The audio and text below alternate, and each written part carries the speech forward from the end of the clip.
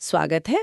आज हम इतिहास के एक ऐसे मोड़ पर नजर डालने वाले हैं जिसने सच में दुनिया बदल दी, फ्रांसीसी क्रांति। हाँ, बिल्कुल, एक बहुत ही महत्वपूर्ण घटना। हमारे पास इसके लिए एनसीईआरटी इतिहास के कुछ अंश हैं और साथ ही कॉम्पिटिटिव एग्जाम्स में पूछे गए कुछ सवाल जवाब भी हैं जो इस क्रांति के अलग-अलग पहलुओं को समझने में मदद करेंगे।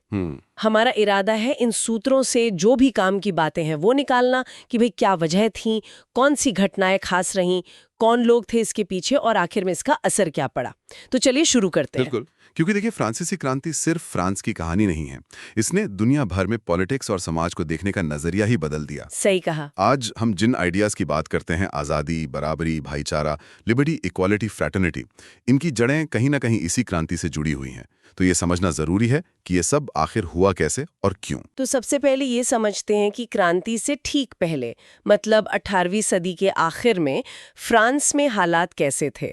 कहते हैं समाज 3 हिस्सों या एस्टेट्स में बटा हुआ था। हाँ, बिल्कुल। और 1774 में लुई 16वें राजा बने। सिर्फ 20 साल के थे तब, और शादी हुई ऑस्ट्रिया की राजकुमारी मैरी एंटोनेट से। पर जब वो गद्दी पर बैठे तो खजाना तो बिल्कुल खाली था। हाँ, खजाना खाली होने की कई वजह थीं। एक तो फ्रांस ने लंबे समय तक लड़ाइयाँ लड़ी थीं, खासकर वो ब्रिटेन के खिलाफ अमेरिकन कॉलोनीज की आज़ादी की लड़ाई में जो मदद की थी ना, हाँ, उससे कर्ज बहुत बढ़ गया था।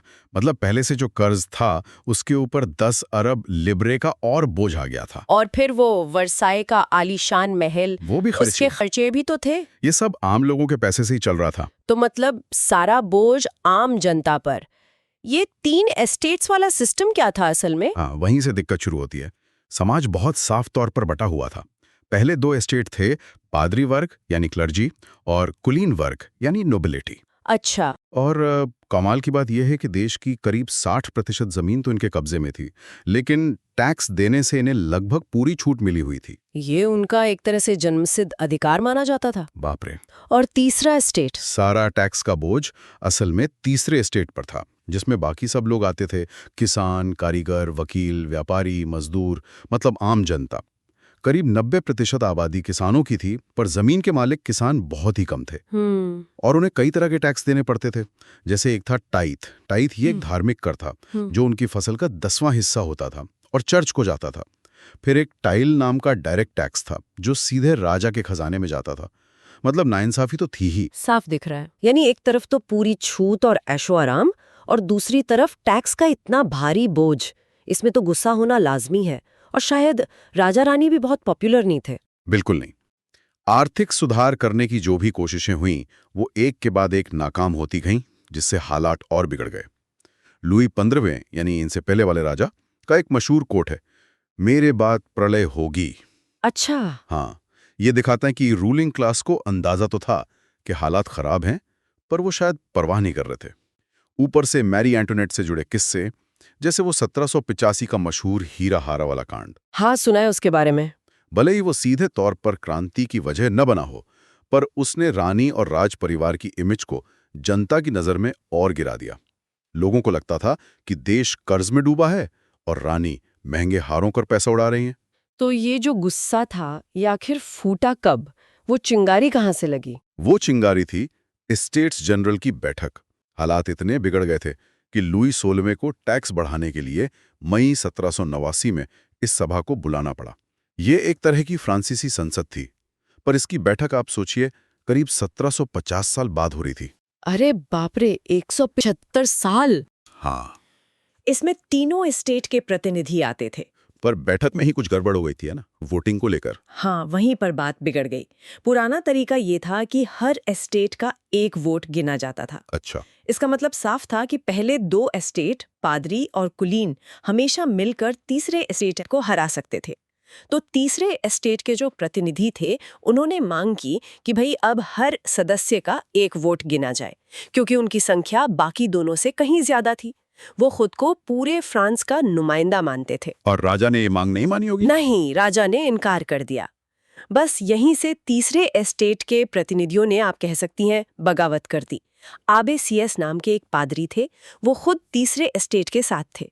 उनके प्रस्ताव पर 17 जून 1789 को उन्होंने खुद को नेशनल असेंबली यानी राष्ट्रीय सभा घोषित कर दिया। वाह। उनका कहना था कि असली फ्रांस तो हम हैं। और फिर वो मशहूर टेनिस कोर्ट की शपथ। बिल्कुल 20 जून 1789 को हुआ ये, कि जब ये प्रतिनिधि अपने सभा भवन पहुंचे तो उसे बंद कर दिया गया था।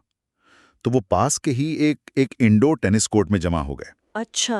वहां उन्होंने कसम खाई कि जब तक वो फ्रांस के लिए एक नया संविधान नहीं बना लेते तब तक वो हटेंगे नहीं, भंग नहीं होंगे। इस पूरी मुहिम का नेतृत्व मिराब्यू, जो खुद कुलीन वर्ग से थे पर लोगों के साथ थे, और आबे सीएस ने किया। आबे सीएस का नाम बार बार आ रहा है। हाँ, उन्होंने एक बड़ा प्रभावशाली पैम्फलेट भी लिखा था, तीसरा एस्टेट क्या है। इसी दौरान जीन सिल्विन बैली को तीसरे एस्टेट का अध्यक्ष चुना गया था। ये तो सीधे सीधे राजा को खुली चुनौती थी। राजा ने क्या किया फिर? राजा ने थोड़ी आनाकानी के बाद नेशनल असेंबली को मान्यता तो दे दी, लेकिन माहौल बहुत गर्म हो चुका था। पेरिस में अफवाहें तेजी से फैल रही थीं कि राजा सेना बुलाकर नेशनल असेंबली को भंग करने वाला है। लोगों में गुस्सा और डर दोनों बढ़ रहे थे। और फिर बास्तील? और इसी माहौल में 14 जुलाई 1789 को पेरिस की गुस्साई भीड़ ने बास्तील के किले पर धावा बोल दिया। बास्तील का किला राजा की तानाशाही और जुल्म का प्रतीक माना जाता था। हाँ, कहते हैं वहाँ राजनैतिक कैदी रखे जाते थे। हाँ, रखे जाते थे। हालांकि उस दिन वहां ज्यादा कैदी नहीं थे, पर लोगों के लिए वो नफरत का सबसे बड़ा निशान था। सुना है कि उन्होंने किले को बिल्कुल तोड़ ही दिया था। हाँ, भीड़ ने न सिर्फ कैदियों को छुड़ाया बल्कि किले को पूरी तरह तबाह कर दिया। उसके पत्थर और अवशेष बाजार में बेचे गए ताकि लोग उस जुल्म के प्रतीक के विनाश की निशानी अपने पास रख सकें। अच्छा। 14 जुलाई आज भी फ्रांस का राष्ट्रीय दिवस है, बास्तील डे। ये घटना इतनी महत्वपूर्ण मानी जाती है।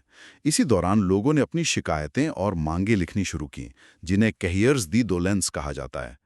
ये उस समय के आम लोगों की तकलीफों और उम्मीदों का एक तरह से आईना है। बास्तील के गिरने के बाद तो फिर क्रांति की लहर पूरे फ्रांस में फैल गई होगी। बिल्कुल, खासकर देहातों में किसानों ने कुलीनों के किलों पर हमले किए, उनके लगान के दस्तावेज जला दिए, बहुत अफरा तफरी मच गई। इसी माहौल के बीच 4 अगस्त 1789 की रात को नेशनल असेंबली ने एक बहुत बड़ा ऐतिहासिक कदम उठाया। क्या क्या उन्होंने? उन्होंने एक झटके में सदियों पुरानी सामंती व्यवस्था, फ्यूडल सिस्टम, खत्म कर दिया। किसानों पर लगे सारे सामंती कर हटा दिए गए। पादरियों और कुलीनों के जो खास अधिकार थे वो सब खत्म कर दिए गए। और वो धार्मिक टैक्स टाइथ का क्या हुआ? वो भी खत्म। और चर्च की सारी जमीन जब्त करके सरकार की संपत्ति बना दी गई। ये बहुत बड़े बदलाव थे। फिर 26 अगस्त 1789 को असेंबली ने मानव एवं नागरिक अधिकारों की घोषणा जारी की, declaration of the rights of man and citizen. हाँ, ये तो बहुत फेमस है। इसमें क्या खास था? इसमें कहा गया कि सभी मनुष्य जन्म से स्वतंत्र हैं और समान हैं। कानून की नजर में सब बराबर हैं। हर किसी को अपने विचार रखने और बोलने की आजादी है।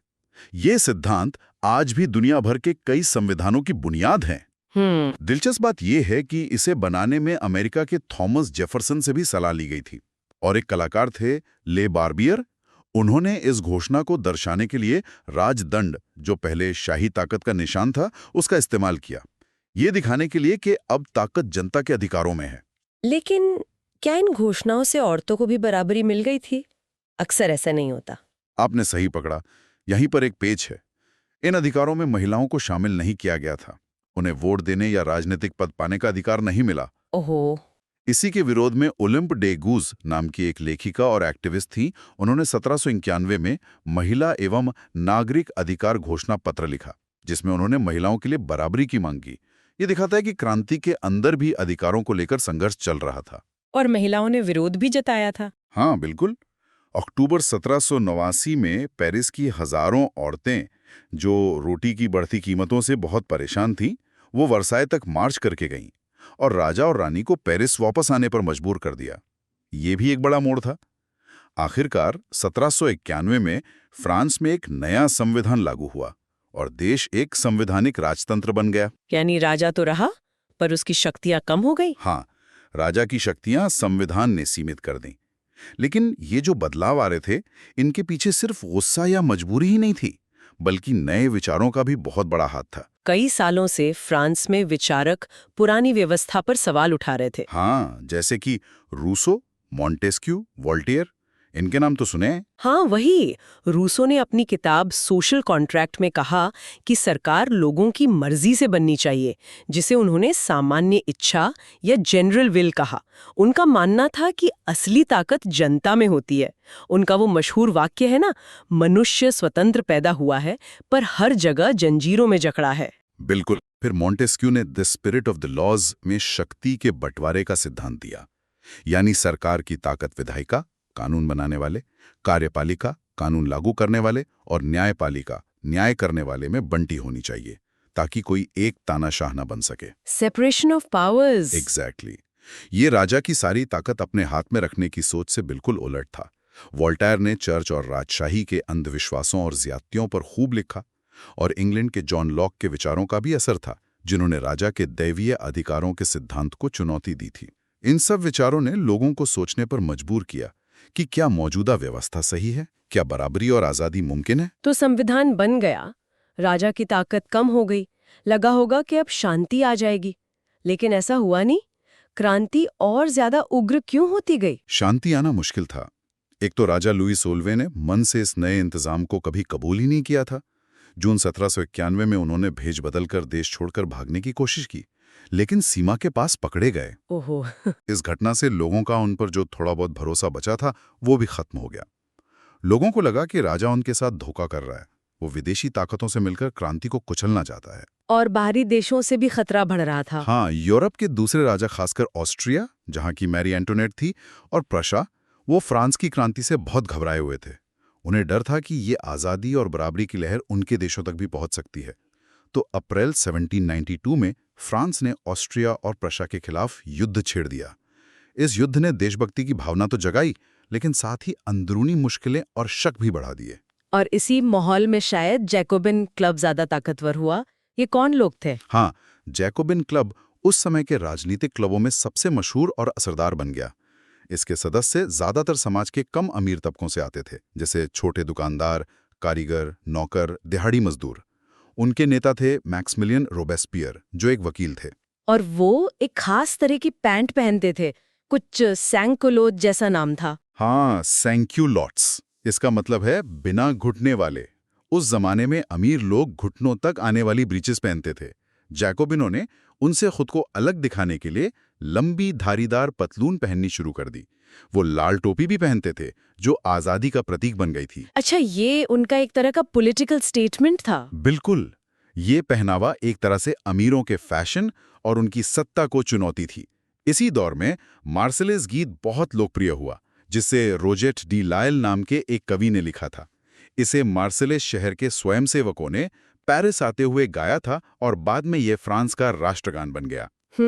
युद्ध और अंदरूनी बगावत के माहौल में जैकोबिनों ने अगस्त 1792 में पेरिस में ट्यूलरीज महल पर धावा बोल दिया, जहां राजा और उसका परिवार रहता था।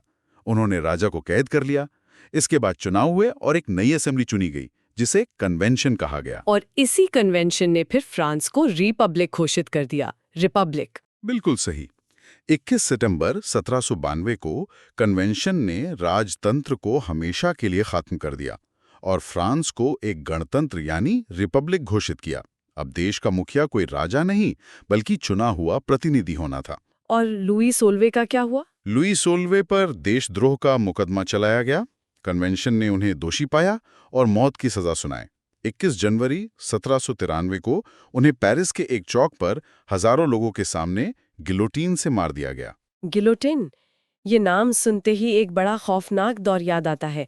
आतंक का राज, रेन ऑफ टेरर। हाँ, वो दौर 1793 से 1794 का करीब एक साल फ्रांस के इतिहास में आतंक के राज यानी रेन ऑफ टेरर के नाम से जाना जाता है। सत्ता अब रोबेस्पियर और उनकी कमेटी ऑफ पब्लिक सेफ्टी के हाथ में थी। उनका मकसद था गणतंत्र के दुश्मनों को पूरी तरह कुचलना और क्रांति को हर कीमत पर बचाना। दुश्मन कौन थे उनकी नजर में? कोई भी जो उनसे सहमत नहीं था? लगभग ऐसा ही। कोई भी जिस पर उन्हें जरा भी शक होता था। पुराने कुलीन, पादरी, दूसरे राजनीतिक गुटों के लोग, यहाँ तक कि उनकी अपनी पार्टी के वो सदस्य भी जो उनकी नीतियों से सहमत नहीं थे या जो उन्हें नरम लगते थे। उन्होंने एक बहुत ही सख्त नियंत्रण और सजा की नीति अपनाई। मतलब हजारों लोगों को गिरफ्तार किया गया, उन पर क्रांतिकारी अदालतों में नाम मात्र का मुकदमा चला, और अगर दोषी पाए गए तो सीधा गिलोटिन। गिलोटिन वो 2 खंभों के बीच आरे वाली मशीन जिसका नाम उसके आविष्कारक डॉक्टर गिलोटिन के नाम पर पड़ा, वो इस दौर की एक भयानक पहचान बन गई। लेकिन ये कब तक चला? विडंबना देखिए, रोबेस्पियर ने जिस आतंक के जरिए गणतंत्र को बचाने की कोशिश की, वो खुद उसी का शिकार हो गए। उनकी सख्ती और खून खराबे से लोग इतने तंग आ गए कि जुलाई 1794 में कन्वेंशन के सदस्यों ने ही गिरफ्तार कर लिया और अगले दिन उन्हें भी गिलोटिन पर चढ़ा दिया गया। ओहो, यानी आतंक का अंत भी आतंक से ही हुआ। इसके बाद क्या हुआ? रोबेस्पियर के पतन के बाद आतंक का दौर तो खत्म हुआ, लेकिन फ्रांस में राजनीतिक अस्थिरता बनी रही। लोग अब शांति चाहते थे। इसी दौरान 1794 में कन्वेंशन ने एक महत्वपूर्ण काम ये किया कि फ्रांसीसी उपनिवेशों में दास प्रथा खत्म करने का कानून पास किया। अच्छा। हालांकि बाद में नेपोलियन ने इसे फिर से शुरू कर दिया था। दास प्रथा फ्रांस में पूरी तरह से 1848 में ही खत्म हुई। खैर, आतंक के राज के बाद एक नई, थोड़ी नरम सरकार बनी, जिसे डायरेक्टरी कहा गया, लेकिन वो भी काफी कमजोर और भ्रष्ट साबित हुई। देश में अव्यवस्था बनी रही। और यहीं से फिर नेपोलियन बोनापार्ट के लिए रास्ता खुला। बिल्कुल।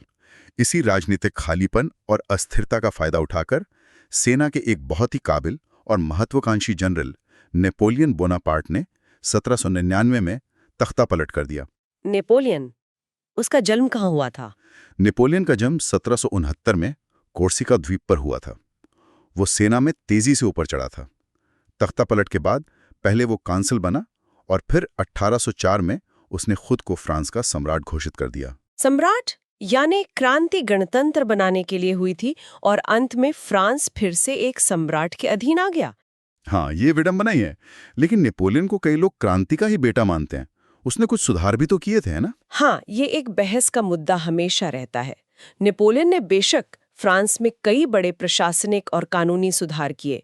उसने पूरे फ्रांस के लिए एक जैसे कानून बनाए, जिन्हें नेपोलियन ने कोड कहा जाता है। इसमें कानून के सामने बराबरी जैसे कुछ क्रांतिकारी विचार शामिल थे। हालांकि राजनीतिक स्वतंत्रता नहीं थी। और उसने आंतरिक व्यापार पर लगे शुल्क हटाए, नाप तौल की एक समान दशमलव प्रणाली लागू की, जिससे व्यापार में बहुत आसानी हुई। उसने फ्रेंच भाषा को राष्ट्रभाषा के तौर पर मजबूती से स्थापित किया और क्षेत्रीय बोलियों को कमजोर किया। कुछ इतिहासकार मानते हैं कि उसने क्रांति के कुछ सिद्धांतों को फ्रांस और यूरोप के बाकी हिस्सों में फैलाया। वो खुद को यूरोप को आधुनिक बनाने वाला मानता था। लेकिन उसका अंत भी तो हार से हुआ था, वाटरलू में। अपने की चाह ने आखिर में उसका पतन कर दिया। 1815 में वाटरलू की लड़ाई में हारने के बाद उसका साम्राज्य खत्म हो गया। लेकिन तब तक फ्रांसीसी क्रांति और नेपोलियन की युद्धों ने यूरोप का नक्शा और सोच दोनों को हमेशा के लिए बदल दिया था। अच्छा, ये भी सुनने में आता है कि क्रांति के बाद फ्रांस में खेती वगैरह में कुछ तरक्की हुई। हाँ, कुछ हद तक। क्रांति के बाद फ्रांस में कृषि का कुछ व्यवसायीकरण हुआ, जिससे थोड़ी आर्थिक प्रगति भी हुई। एक अंग्रेज यात्री थे आर्थर यंग। उन्होंने क्रांति से ठीक पहले 1787-89 में फ्रांस का दौरा किया था। उनके जो यात्रा विवरण हैं, उनसे उस समय के समाज और अर्थव्यवस्था की काफी अच्छी झलक मिलती है। तो अगर हम पीछे मुड़कर देखें, इस पूरी उथल-पुथल को समझें, तो फ्रांसीसी क्रांति की सबसे बड़ी देन, सबसे बड़ी लेगेसी क्या रही? मेरे ख्याल से, और जैसा ज्यादातर लोग मानते हैं, शायद सबसे बड़ी और स्थायी देन वो 3 शब्द हैं जो क्रांति का नारा बन गए थे: स्वतंत्रता, समानता, बंधुत्व। Liberty, equality, fraternity. बिल्कुल। ये विचार सिर्फ फ्रांस तक सीमित नहीं रहे, बल्कि पूरी दुनिया में फैले। इन्होंने आने वाली सदियों में अनगिनत लोकतांत्रिक और राष्ट्रवादी आंदोलनों को प्रेरणा दी। भले ही क्रांति अपने सभी आदर्शों को तुरंत हासिल नहीं कर पाई और उसमें बहुत हिंसा और अस्थिरता भी हुई, लेकिन उसने दुनिया को ये दिखा दिया कि राजशाही और सामंती व्यवस्था हमेशा के लिए नहीं है और लोग अपनी किस्मत खुद लिख सकते हैं। सही कहा। तो ये थी फ्रांसीसी क्रांति की कहानी। अन्याय के खिलाफ उठे गुस्से से लेकर राजशाही के अंत, गणतंत्र की स्थापना, आतंक के खौफनाक दौर और फिर नेपोलियन के उदय और पतन तक। एक ऐसी उथल-पुथल जिसने न सिर्फ फ्रांस बल्कि पूरी दुनिया की सोच और राजनीति पर बहुत गहरी छाप छोड़ी। बिल्कुल सही। और जाते जाते हमारे सुनने वालों के लिए एक सवाल छोड़ जाते हैं शायद। फ्रांसीसी क्रांति के वो महान आदर्श, स्वतंत्रता, समानता, बंधुत्व, आज की दुनिया में हमारे अपने समाजों में कितने मायने रखते हैं? क्या हम वाकई इन पर चल पा रहे हैं, या आज भी इन्हें पूरी तरह पाने के लिए संघर्ष जारी है? ये एक ऐसा सवाल है जिस पर शायद हम सबको सोचते रहना जरूरी है। श्रोताओं का स्वागत है। आज हम इतिहास के एक ऐसे खास मोड़ पर गहराई से नजर डालेंगे जिसने दुनिया को, आप कह सकते हैं, हमेशा के लिए बदल दिया। हाँ, रूसी क्रांति और समाजवाद का उदय। बिल्कुल, हमारे पास इस पर काफी जानकारी है। एनसीईआरटी आधारित कुछ सवाल जवाब हैं और आज हम इन्हीं से जरूरी बातें निकालने की कोशिश करेंगे। हाँ, ये सही है। और ये सिर्फ आप देखें तो तारीखों और लड़ाइयों की कहानी नहीं है। नहीं, बिल्कुल नहीं। ये उन नए विचारों की, बड़े सामाजिक बदलावों की और हाँ, सत्ता के संघर्ष की कहानी है जिसने 19वीं सदी के अंत और 20वीं सदी की शुरुआत में यूरोप को और खासकर रूस को बिल्कुल झकझोर कर रख दिया था। तो हमारा मकसद साफ है, इन थोड़ी उलझी हुई घटनाओं और विचारों को आसान बनाना है, जो जरूरी तथ्य हैं उन्हें सामने लाना है और ये समझना है कि ये सब आज भी हमारे लिए क्यों मायने रखता है ना? हाँ, बिल्कुल।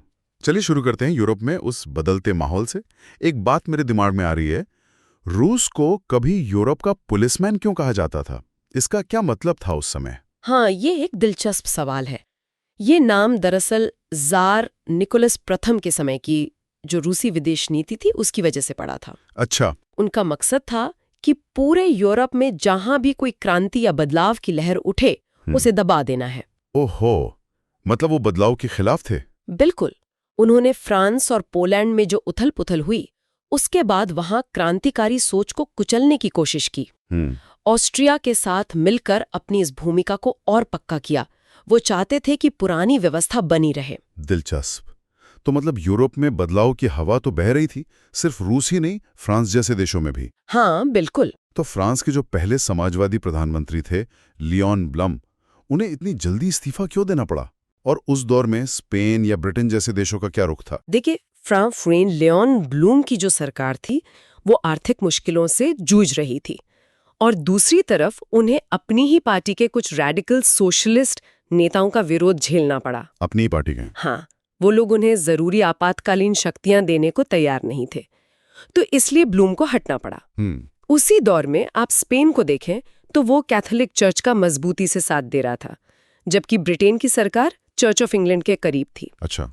हालांकि एक सोच ये भी उभर रही थी, खासकर उदारवादियों में, कि देश ऐसा होना चाहिए जहां सभी धर्मों का बराबर सम्मान हो। और इसी पूरी उथल-पुथल और नए विचारों के बीच एक ऐसे विचारक का नाम सामने आता है जो आज तक बहस का केंद्र है, कार्ल मार्क्स। हाँ, कार्ल मार्क्स। आइए इस विचार को थोड़ा और समझते हैं।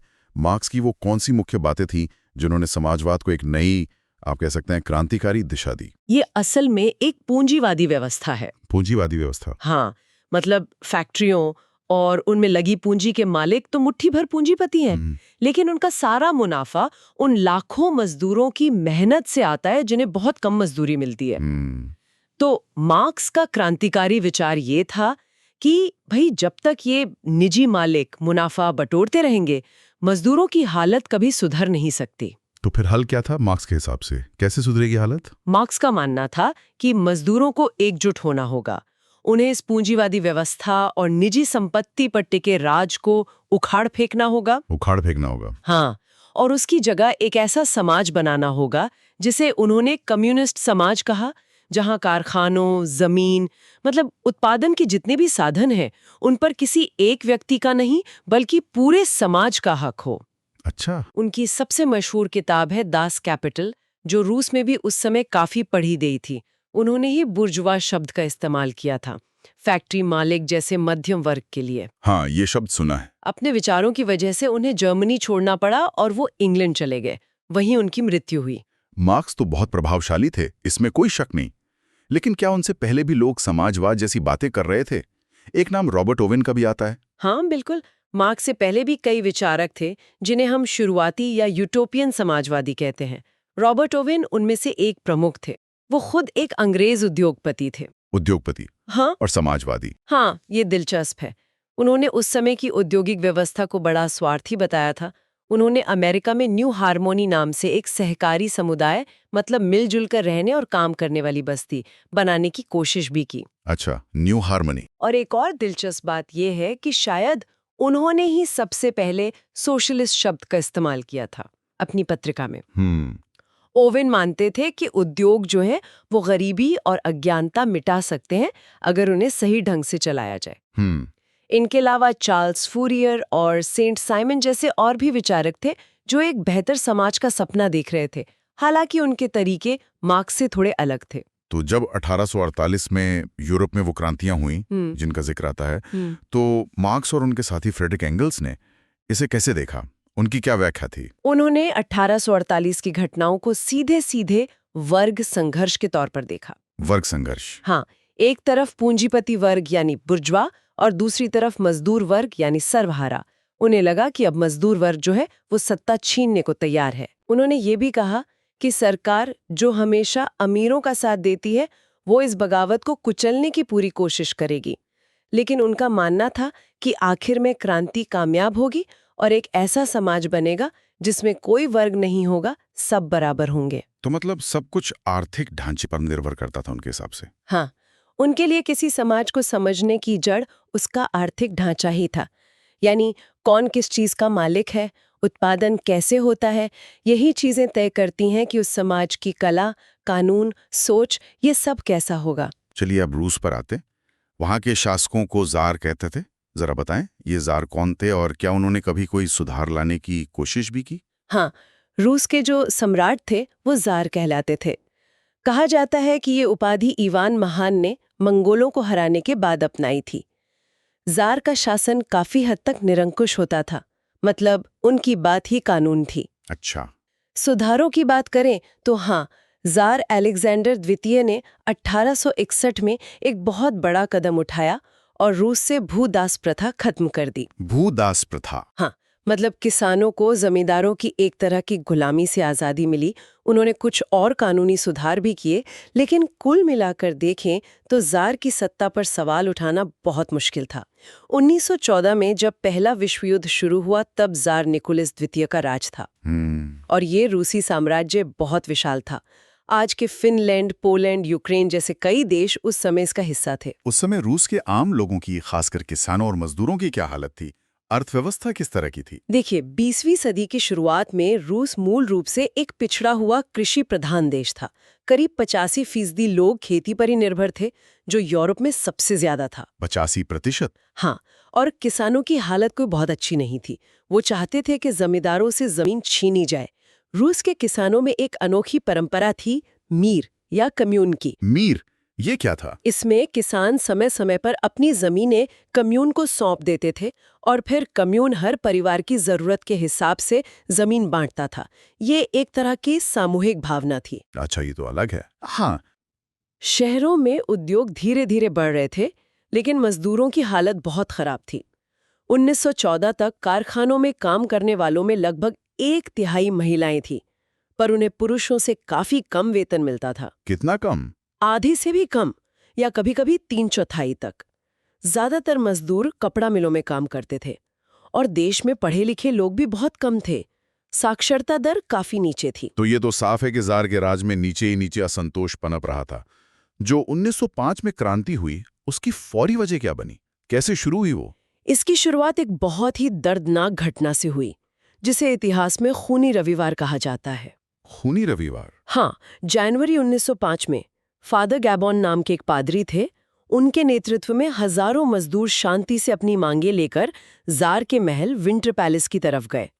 वो बस बेहतर हालात चाहते थे, कोई हिंसा का इरादा नहीं था। लेकिन उन पर सैनिकों ने गोलियां चला दी, सैकड़ों लोग मारे गए। इस घटना से पूरे रूस में जैसे आग लग गई।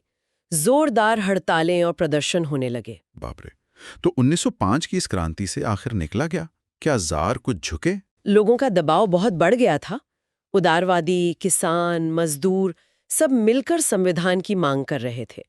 तो इस दबाव में जार निकोलस द्वितीय को थोड़ा झुकना पड़ा। अच्छा। उन्होंने एक चुनी हुई सलाहकार संसद बनाने का वादा किया, जिसे ड्यूमा कहा गया।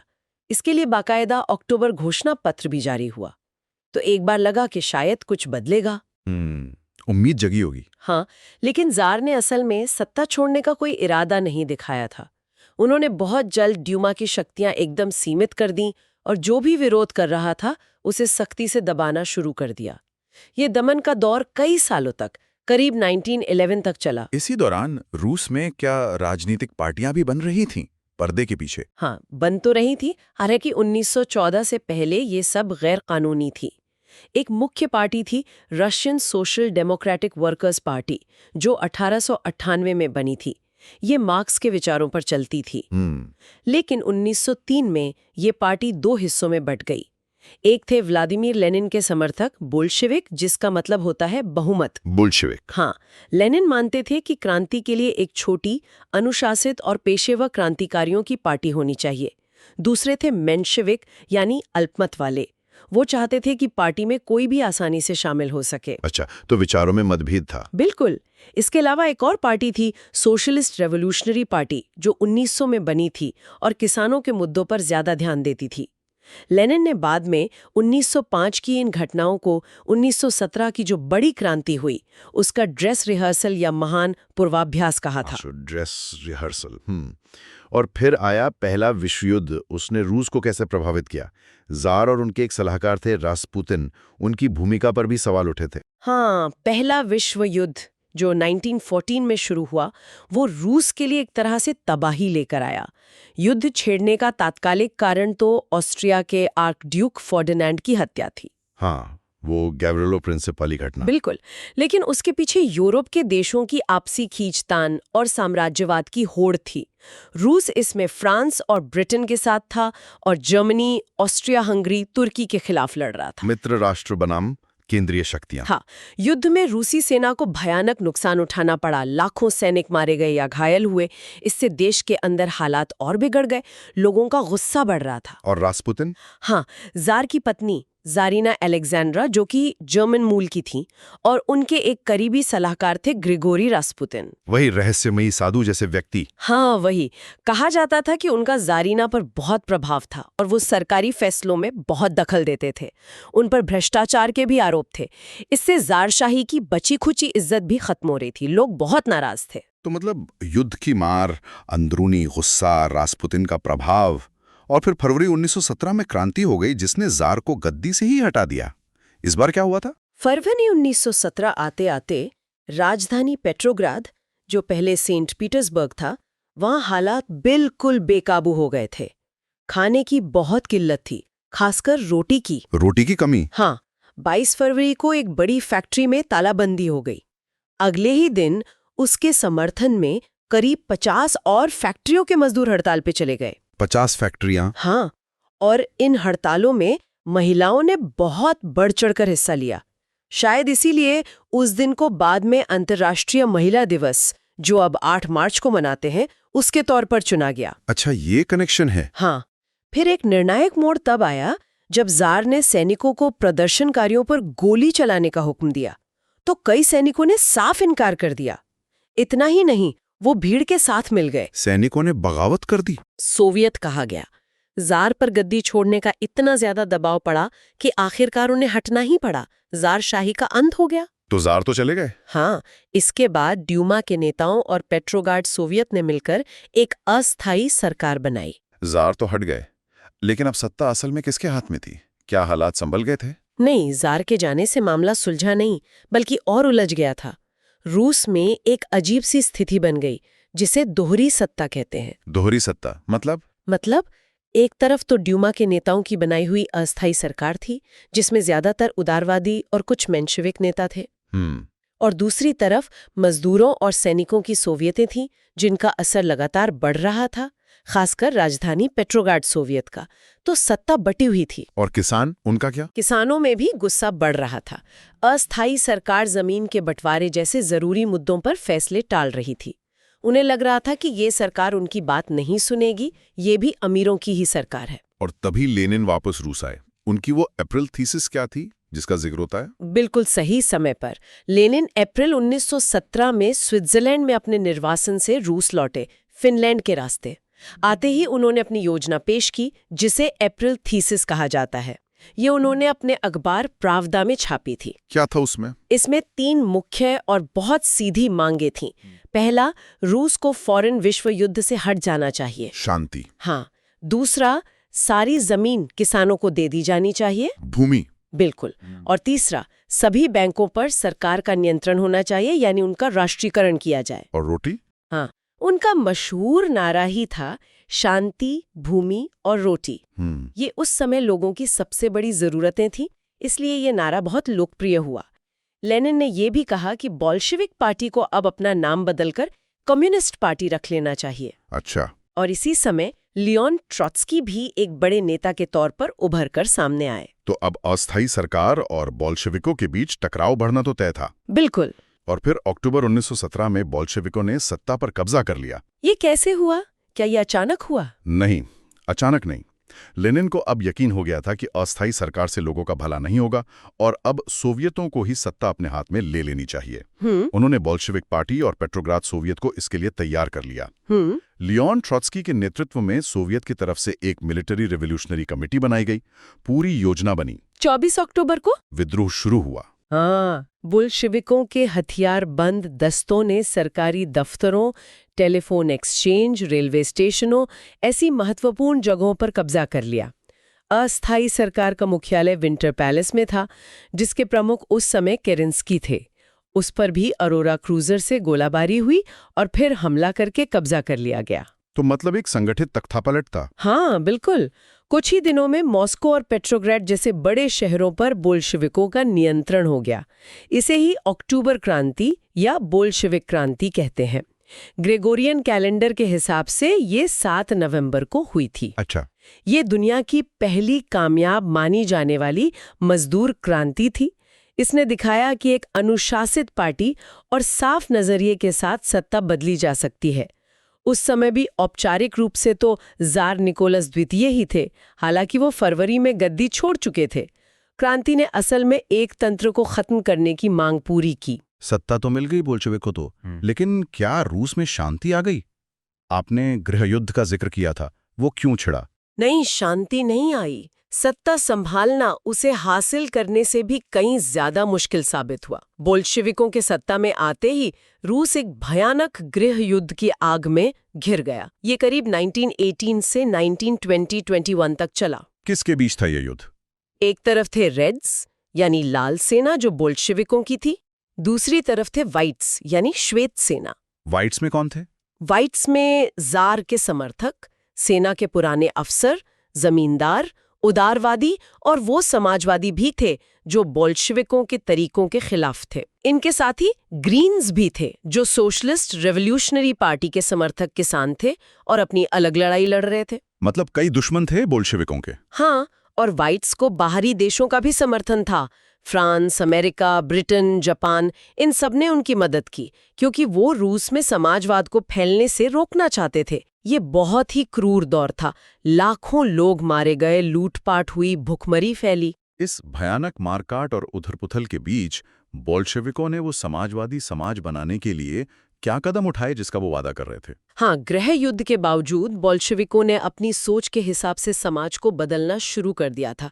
उन्होंने आते ही जमींदारी प्रथा खत्म कर दी। जमीन का क्या हुआ? उन्होंने किसानों को जमींदारों की जमीन पर कब्जा करने की खुली छूट दे दी। इसी वजह से सेना भी टूटने लगी क्योंकि किसान सैनिक जमीन के बंटवारे के लिए घर लौटना चाहते थे। अच्छा। नवंबर 1917 में बैंकों का राष्ट्रीयकरण कर दिया गया। समाज में बराबरी लाने के लिए पुरानी शाही उपाधियां खत्म कर दी। सेना के लिए नई वर्दियां बनाई गईं जिसमें वो नुकीली टोपी बुद्योनोव का भी शामिल थी। हाँ, वो खास टोपी। मार्च 1918 में जर्मनी के साथ ब्रेस्ट लिटोव्स की संधि करके रूस पहले विश्व युद्ध से बाहर आ गया। हालांकि इसके लिए उन्हें काफी बड़ा इलाका छोड़ना पड़ा था। राजधानी पेट्रोग्राद से हटाकर मॉस्को बना दी गई जो ज्यादा सुरक्षित मानी गई। और राजनीतिक व्यवस्था? उन्होंने संविधान सभा के चुनाव कराए थे, लेकिन जब उसमें बोल्शेविकों को बहुमत नहीं मिला तो लेनिन ने जनवरी 1918 में उसे भंग कर दिया। भंग कर दिया? क्यों? उनका तर्क था कि सोवियतें जो हैं वो ज्यादा लोकतांत्रिक संस्थाएं हैं। यहीं से सर्वहारा के अधिनायकत्व की बात आई। मतलब क्रांति को बचाने और समाजवाद लाने के लिए मजदूर वर्ग का कठोर शासन जरूरी है। तानाशाही जैसा। हाँ, आलोचक यही कहते हैं। अर्थव्यवस्था चलाने के लिए केंद्रीकृत नियोजन का मॉडल अपनाया गया। मतलब सरकार तय करती थी कि देश में क्या बनेगा, कितना बनेगा। इसी आधार पर पंचवर्षीय योजनाएं शुरू की गई, पहली शायद 1928 के आसपास। पंचवर्षीय योजनाएं भारत की तरह? हाँ, भारत ने भी ये मॉडल सोवियत संघ से ही लिया था। इन योजनाओं से उद्योगों, खासकर भारी उद्योगों जैसे स्टील, कोयला, तेल का तेजी से विकास हुआ। नए औद्योगिक शहर बसाए गए। और लेनिन की वो नई आर्थिक नीति क्या थी? हाँ, 1921 में लेनिन ने कुछ समय के लिए नई आर्थिक नीति यानी NEP लागू की थी। इसमें गृह युद्ध से तबाह हुई अर्थव्यवस्था को संभालने के लिए किसानों और छोटे व्यापारियों को कुछ हद तक निजी व्यापार और मुनाफे की छूट दी गई थी। ये एक तरह का अस्थायी कदम था। अच्छा, लेनिन के बाद स्टालिन आए, जिनका नाम अक्सर सामूहिकीकरण से जोड़ा जाता है। ये क्या था और इसका क्या असर हुआ? स्टालिन ने 20वीं सदी को भयानक सदी भी कहा था। हाँ, लेनिन की मृत्यु के बाद जोसेफ स्टालिन ने पार्टी और देश पर अपनी पकड़ मजबूत की। 1920 के दशक के आखिर में देश में फिर से अनाज की भारी कमी हो गई। स्टालिन का मानना था कि इसके लिए अमीर किसान, जिन्हें कुलक कहा जाता था, वो जिम्मेदार है जो अनाज जमा कर लेते हैं। कुलक? हाँ, और स्टालिन ये भी मानते थे कि छोटे छोटे खेत आधुनिक खेती के लिए ठीक नहीं है, इनसे पैदावार नहीं बढ़ेगी। इसलिए 1929 के आसपास उन्होंने सामूहिकीकरण का कार्यक्रम जोर शोर से शुरू किया। क्या था ये सामूहिकीकरण? इसका मतलब था कि किसानों को मजबूर किया गया कि वो अपनी जमीनें, अपने जानवर, अपने औजार सब छोड़ दें और बड़े सरकारी फार्मों में शामिल हो जाएं, जिन्हें कोलखोज कहा जाता था।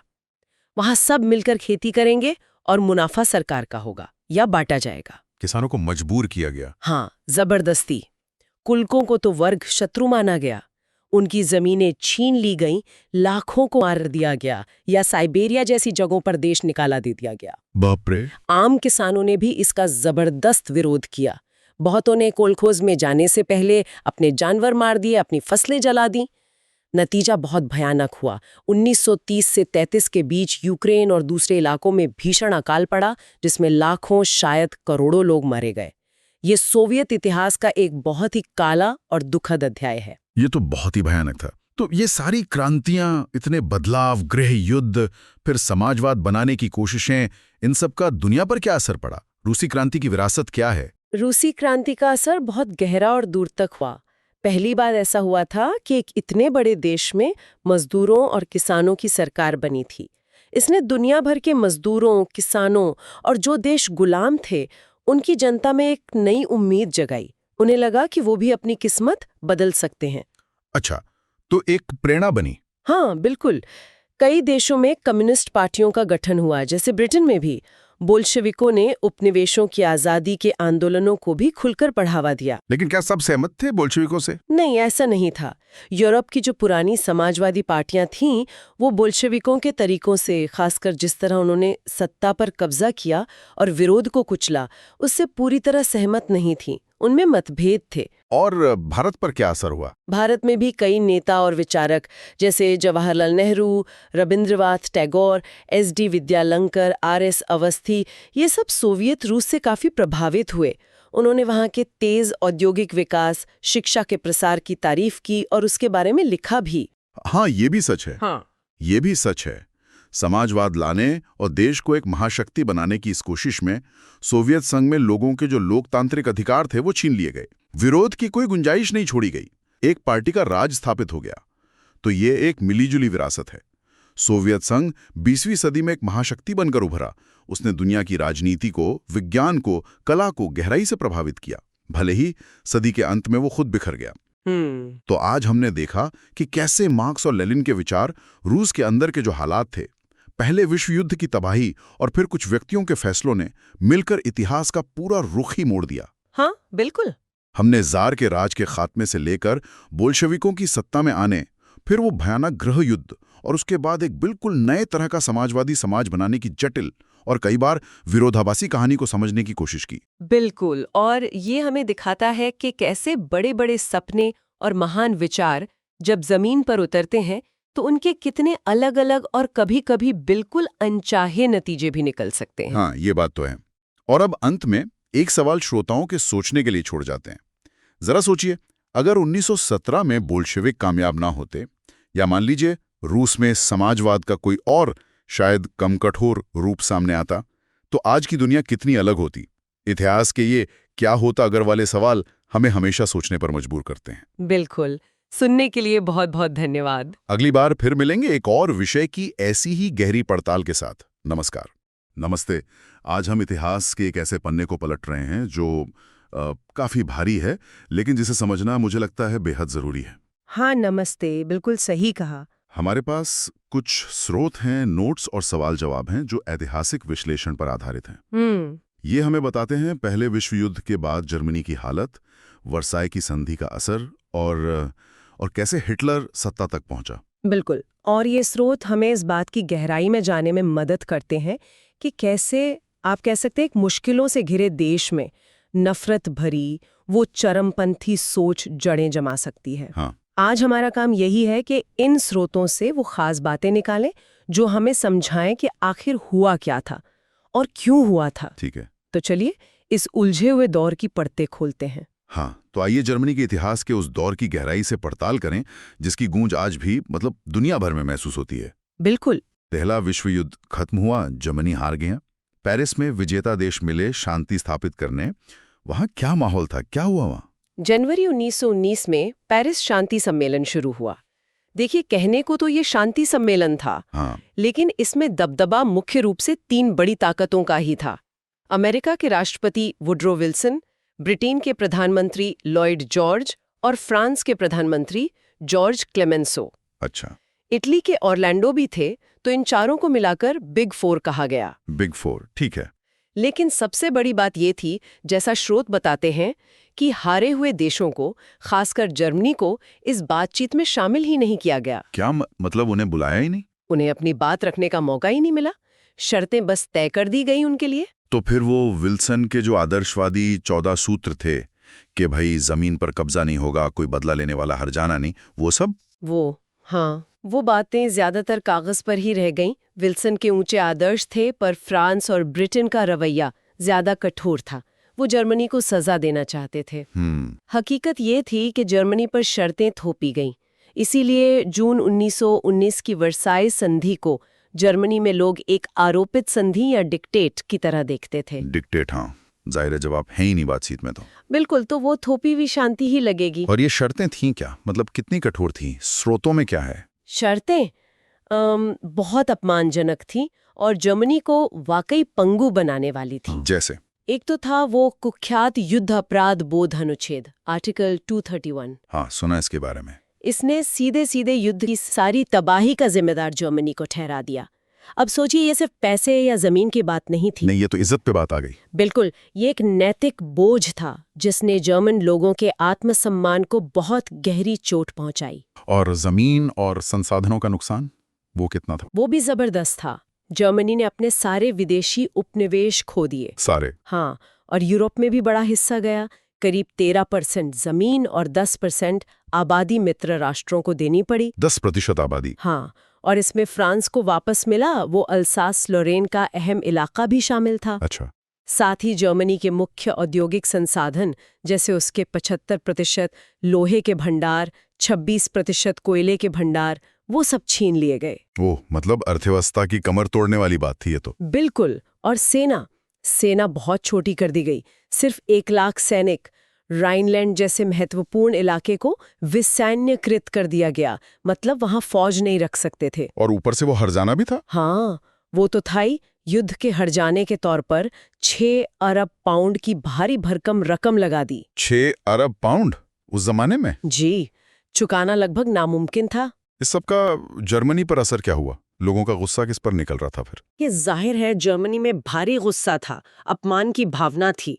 स्रोत बताते हैं कि कई जर्मन मानने लगे कि सेना ने युद्ध नहीं हारा। अच्छा। बल्कि उन्हें पीठ में छुरा घोंपा गया है, नेताओं ने धोखा दिया है। ओ, ये पीठ में छुरा वाली थ्योरी। हाँ, और इस सब के लिए जिम्मेदार ठहराया गया नई नवेली वाइमार गणराज्य सरकार को, जो कि डेमोक्रेटिक सरकार थी। जी हाँ, जिन नेताओं ने युद्ध विराम और संधि पर दस्तखत किए थे, खासकर समाजवादी, कैथोलिक और लोकतंत्रवादी नेता, उन्हें मजाक में और कहना चाहिए नफरत से नवंबर क्रिमिनल्स यानी नवंबर के अपराधी कहा जाने लगा। नवंबर क्रिमिनल्स? हाँ, ये शब्द एक हथियार बन गया वाइमार गणराज्य की वैधता पर सवाल उठाने के लिए। तो वाइमार गणराज्य की शुरुआत ही बहुत मुश्किलों भरी थी। एक तरफ हार का बोझ, दूसरी तरफ वर्साई संधि का अपमान, और फिर इस पर सोने पे सुहागा 1929 में वो दुनिया भर में भयानक आर्थिक मंदी आ गई। हाँ, ग्रेट डिप्रेशन।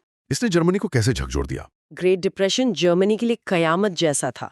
अक्टूबर 1929 में अमेरिका के वॉल स्ट्रीट शेयर बाजार के गिरने से ये संकट शुरू हुआ। हाँ। अब देखिए, जर्मनी की अर्थव्यवस्था पहले विश्व युद्ध के बाद से ही अमेरिकी कर्जों पर बहुत ज्यादा निर्भर थी। अच्छा, ये बात थी। तो जब अमेरिका से पैसा आना बंद हुआ तो जर्मन अर्थव्यवस्था, आप कह सकते हैं, ताश के पत्तों की तरह ढह गई। कितना बुरा हाल था। क्या स्रोत कुछ आंकड़े या तस्वीरें पेश करते हैं? स्रोत बताते हैं कि 1932 आते आते जर्मनी का औद्योगिक उत्पादन 1929 के मुकाबले सिर्फ 40% रह गया था। क्या सिर्फ 40%? जी हाँ, बेरोजगारी आसमान छू रही थी। लाखों लोग सड़कों पर थे, जिनके पास न काम था न रोटी। कल्पना करना भी मुश्किल है। लोग अपनी गर्दन में तख्ती लटकाए घूमते थे जिस पर लिखा होता था, कोई भी काम करने को तैयार हूं।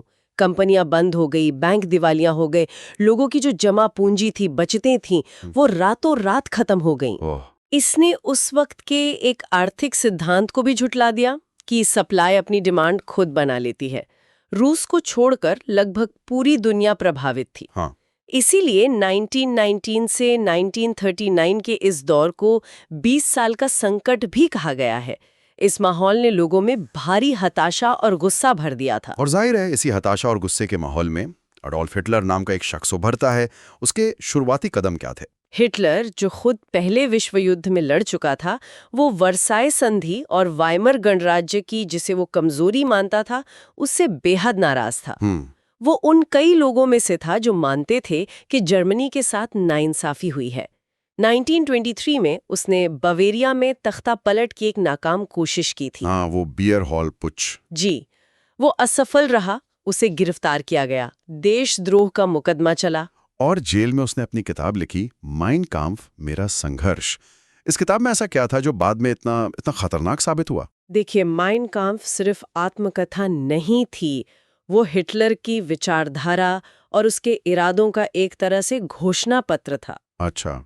स्रोत बताते हैं कि इसमें उसने संसदीय लोकतंत्र को सिरे से खारिज कर दिया था और एक नेता के नेतृत्व वाले मजबूत विशुद्ध जर्मन राष्ट्र की वकालत की। विशुद्ध जर्मन? हाँ, उसने जर्मनी की समस्याओं के लिए यहूदियों और कम्युनिस्टों को बलि का बकरा बनाया। और खास बात ये कि उसने आर्थिक संकट से निकलने का रास्ता युद्ध में देखा, ताकि जर्मनी अपनी सीमाएं फैलाकर रहने की जगह लेबन्स रोम और संसाधन हासिल कर सके। युद्ध में? मतलब ये इरादा शुरू से था? बिल्कुल।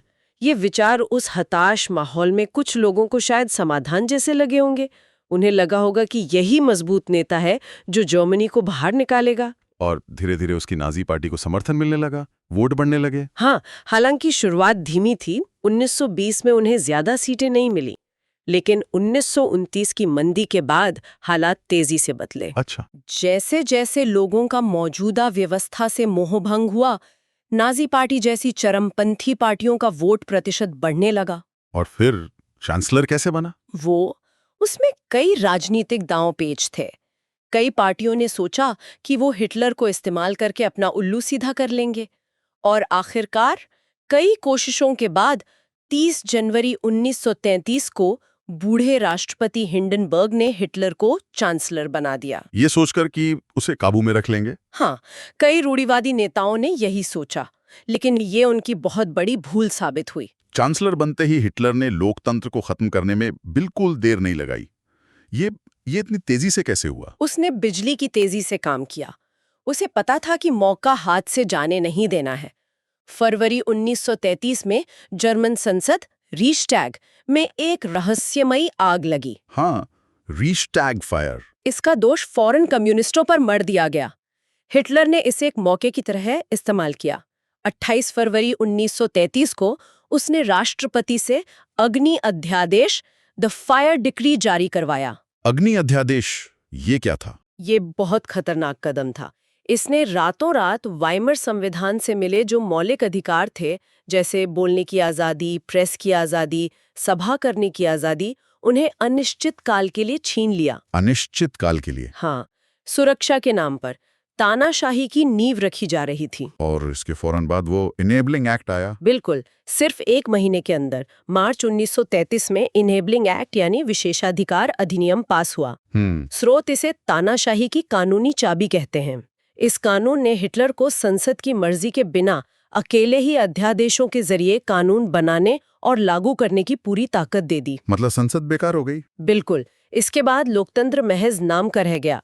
नाजी पार्टी को छोड़कर बाकी सभी पार्टियों और ट्रेड यूनियनों पर पाबंदी लगा दी गई। सब पर? हाँ, विरोधियों को, खासकर कम्युनिस्टों और समाजवादियों को चुन चुनकर निशाना बनाया गया और उन्हें कंसंट्रेशन कैंपों में भेजना शुरू कर दिया गया। तो एक तरफ ये राजनीति दमन चल रहा था और दूसरी तरफ वो अपनी विचारधारा फैला रहा था।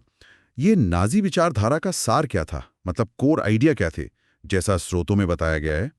नाजी विचारधारा, देखिए, वो हिटलर की दुनिया देखने का नजरिया ही थी। इसके केंद्र में थे कुछ बेहद खतरनाक विचार। पहला, नस्लीय श्रेष्ठता। वो मानते थे कि ब्लॉन्ड बाल और नीली आंखों वाले नॉर्डिक जर्मन आर्य दुनिया की सबसे बेहतर नस्लें हैं। सबसे बेहतर? हाँ। दूसरा, इसी से जुड़ा था नस्लीय पदानुक्रम, मतलब बाकी नस्लों और समाजों को उनसे कमतर माना गया, एक सीढ़ी बना दी गई नस्लों की। और इस सीढ़ी में यहूदियों को कहाँ रखा गया? यहूदियों को इस नस्लीय सीढ़ी में सबसे नीचे रखा गया। नाजी विचारधारा का एक मुख्य स्तंभ था जबरदस्त यहूदी विरोध, जिसे एंटी सेमिटिज्म कहते हैं। एंटीसेमिटिज्म? यहूदियों को जर्मनी की सभी समस्याओं का जिम्मेदार ठहराया गया। उन्हें आर्य नस्ल का कट्टर दुश्मन और एक अवांछित समूह माना गया, जिसे खत्म करना जरूरी था। खत्म करना? हाँ। और चौथा मुख्य विचार था राज्य की सर्वोच्चता। व्यक्ति कुछ नहीं, राज्य सब कुछ। हर नागरिक का कर्तव्य था कि वो राज्य की ताकत बढ़ाने के लिए सब कुछ समर्पित कर दे। हिटलर का वो कथन भी स्रोतों में है, हमारे विरोधी छोटे कीड़े हैं। ये उसकी सोच को साफ दिखाता है। हाँ, ये कथन उसकी क्रूरता और विरोधियों के प्रति उसके तिरस्कार को दिखाता है। क्या ये विचार बिल्कुल नए थे या कहीं और से लिए गए थे? ये विचार एकदम नए नहीं थे। स्रोत बताते हैं कि नाजियों ने चार्ल्स डार्विन और हर्बर्ट स्पेंसर जैसे विचारकों के सिद्धांतों, जैसे सर्वाइवल ऑफ द फिटेस्ट, को बुरी तरह तोड़ मरोड़कर अपनी नस्ली विचारधारा को सही ठहराने के लिए इस्तेमाल किया। मतलब साइंटिफिक थ्योरीज का गलत इस्तेमाल? हाँ, बहुत ही खतरनाक दुरुपयोग था ये। वर्साय का अपमान, कम्युनिस्ट क्रांति का डर और पहले विश्व युद्ध से मोहभंग हुई पीढ़ी का गुस्सा, इन सब ने मिलकर नाजीवाद के लिए जमीन तैयार की। हालांकि एक स्रोत ये भी साफ करता है कि जिसे कभी-कभी आर्य विरोधी प्रचार कहा जाता है, उसने भूमिका नहीं निभाई, बल्कि नाजी खुद को आर्यों का रक्षक बताते थे और यहूदियों को उनका दुश्मन। अच्छा, ये फर्क समझना जरूरी है। तो सत्ता में आने के बाद नाजियों ने अर्थव्यवस्था को कैसे संभाला? क्या लोगों को कुछ राहत मिली उस भयानक मंदी से? हाँ, शुरुआत में उन्होंने अर्थव्यवस्था पर ध्यान दिया। इसकी जिम्मेदारी हेल्मार शाख्त नाम के एक अर्थशास्त्री को दी गई। शाख्त? उसने सरकारी खर्च से बड़े पैमाने पर रोजगार पैदा करने के कार्यक्रम चलाए।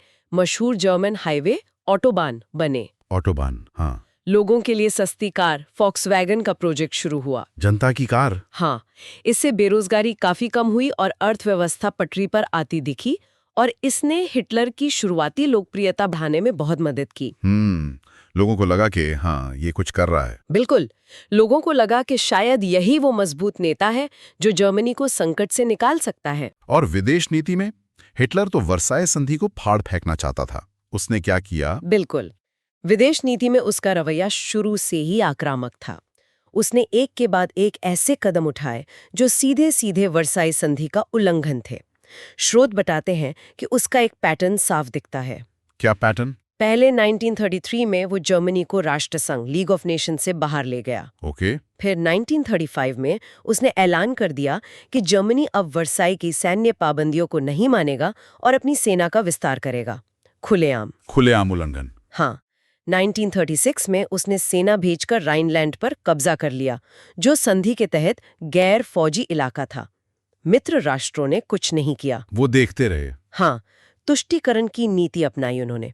फिर इटली के मुसोलिनी के साथ मिलकर रोम बर्लिन धुरी बनाई, स्पेन के गृह युद्ध में दखल दिया। स्पेन में क्यों? इस डर से कि कहीं वहां कम्युनिस्ट सरकार ना बन जाए जो जर्मनी के लिए खतरा हो। अच्छा। फिर 1938 में एक जन एक साम्राज्य एक नेता के नारे के साथ ऑस्ट्रिया को जर्मनी में मिला लिया। इसे अंशलूस कहते हैं। अंशलूस। इसके बाद चेकोस्लोवाकिया का नंबर आया। पहले उसका जर्मन भाषी सुडेटनलैंड इलाका हथियाया, फिर कुछ ही महीनों में बाकी देश पर भी कब्जा कर लिया। और दुनिया देखती रही। हाँ, ब्रिटेन और फ्रांस ने म्यूनिक समझौते में उसे सुडेटनलैंड दे दिया, ये सोचकर कि शायद अब वो मान जाएगा, लेकिन वो रुका नहीं। और फिर और अगस्त 1939 में उसने सोवियत संघ जैसे कट्टर दुश्मन के साथ अनाक्रमण समझौता, नॉन अग्रेशन पैक्ट करके दुनिया को चौंका दिया। हाँ, ये तो बहुत बड़ा शौक था। ये सब असल में पोलैंड पर हमले और बड़े युद्ध की तैयारी थी। और इस आक्रामक विदेश नीति के साथ साथ जर्मनी के अंदर क्या चल रहा था, खासकर यहूदियों और दूसरे जिन्हें वो अवांछित कहते थे, उन समूहों के साथ? जर्मनी के अंदर एक नस्लवादी राज्य का निर्माण तेजी से हो रहा था। सितंबर 1935 में वो कुख्यात न्यूरनबर्ग कानून लागू हुए। नूरनबर्ग कानून या 98 में। इन कानूनों ने यहूदियों को जर्मन नागरिकता से ही वंचित कर दिया, मतलब वो अपने ही देश में नागरिक नहीं रहे। क्या? हाँ, तय किया गया कि सिर्फ जर्मन खून वाले ही नागरिक होंगे। यहूदियों और गैर यहूदियों के बीच शादी या किसी भी तरह के संबंध पर पूरी तरह पाबंदी लगा दी गई। शादी पर भी? हाँ, यहूदियों को राष्ट्रीय झंडा फहराने तक की मनाही हो गई। ये उन्हें कानूनी तौर पर दोयम दर्जे का बनाने और समाज से पूरी तरह अलग थलग करने की शुरुआत थी। और फिर हिंसा भी हुई, वो क्रिस्टलनाख्ट। हाँ, नफरत सिर्फ कानूनों तक सीमित नहीं रही। नवंबर 1938 में क्रिस्टलनाख्त यानी टूटे शीशों की रात हुई।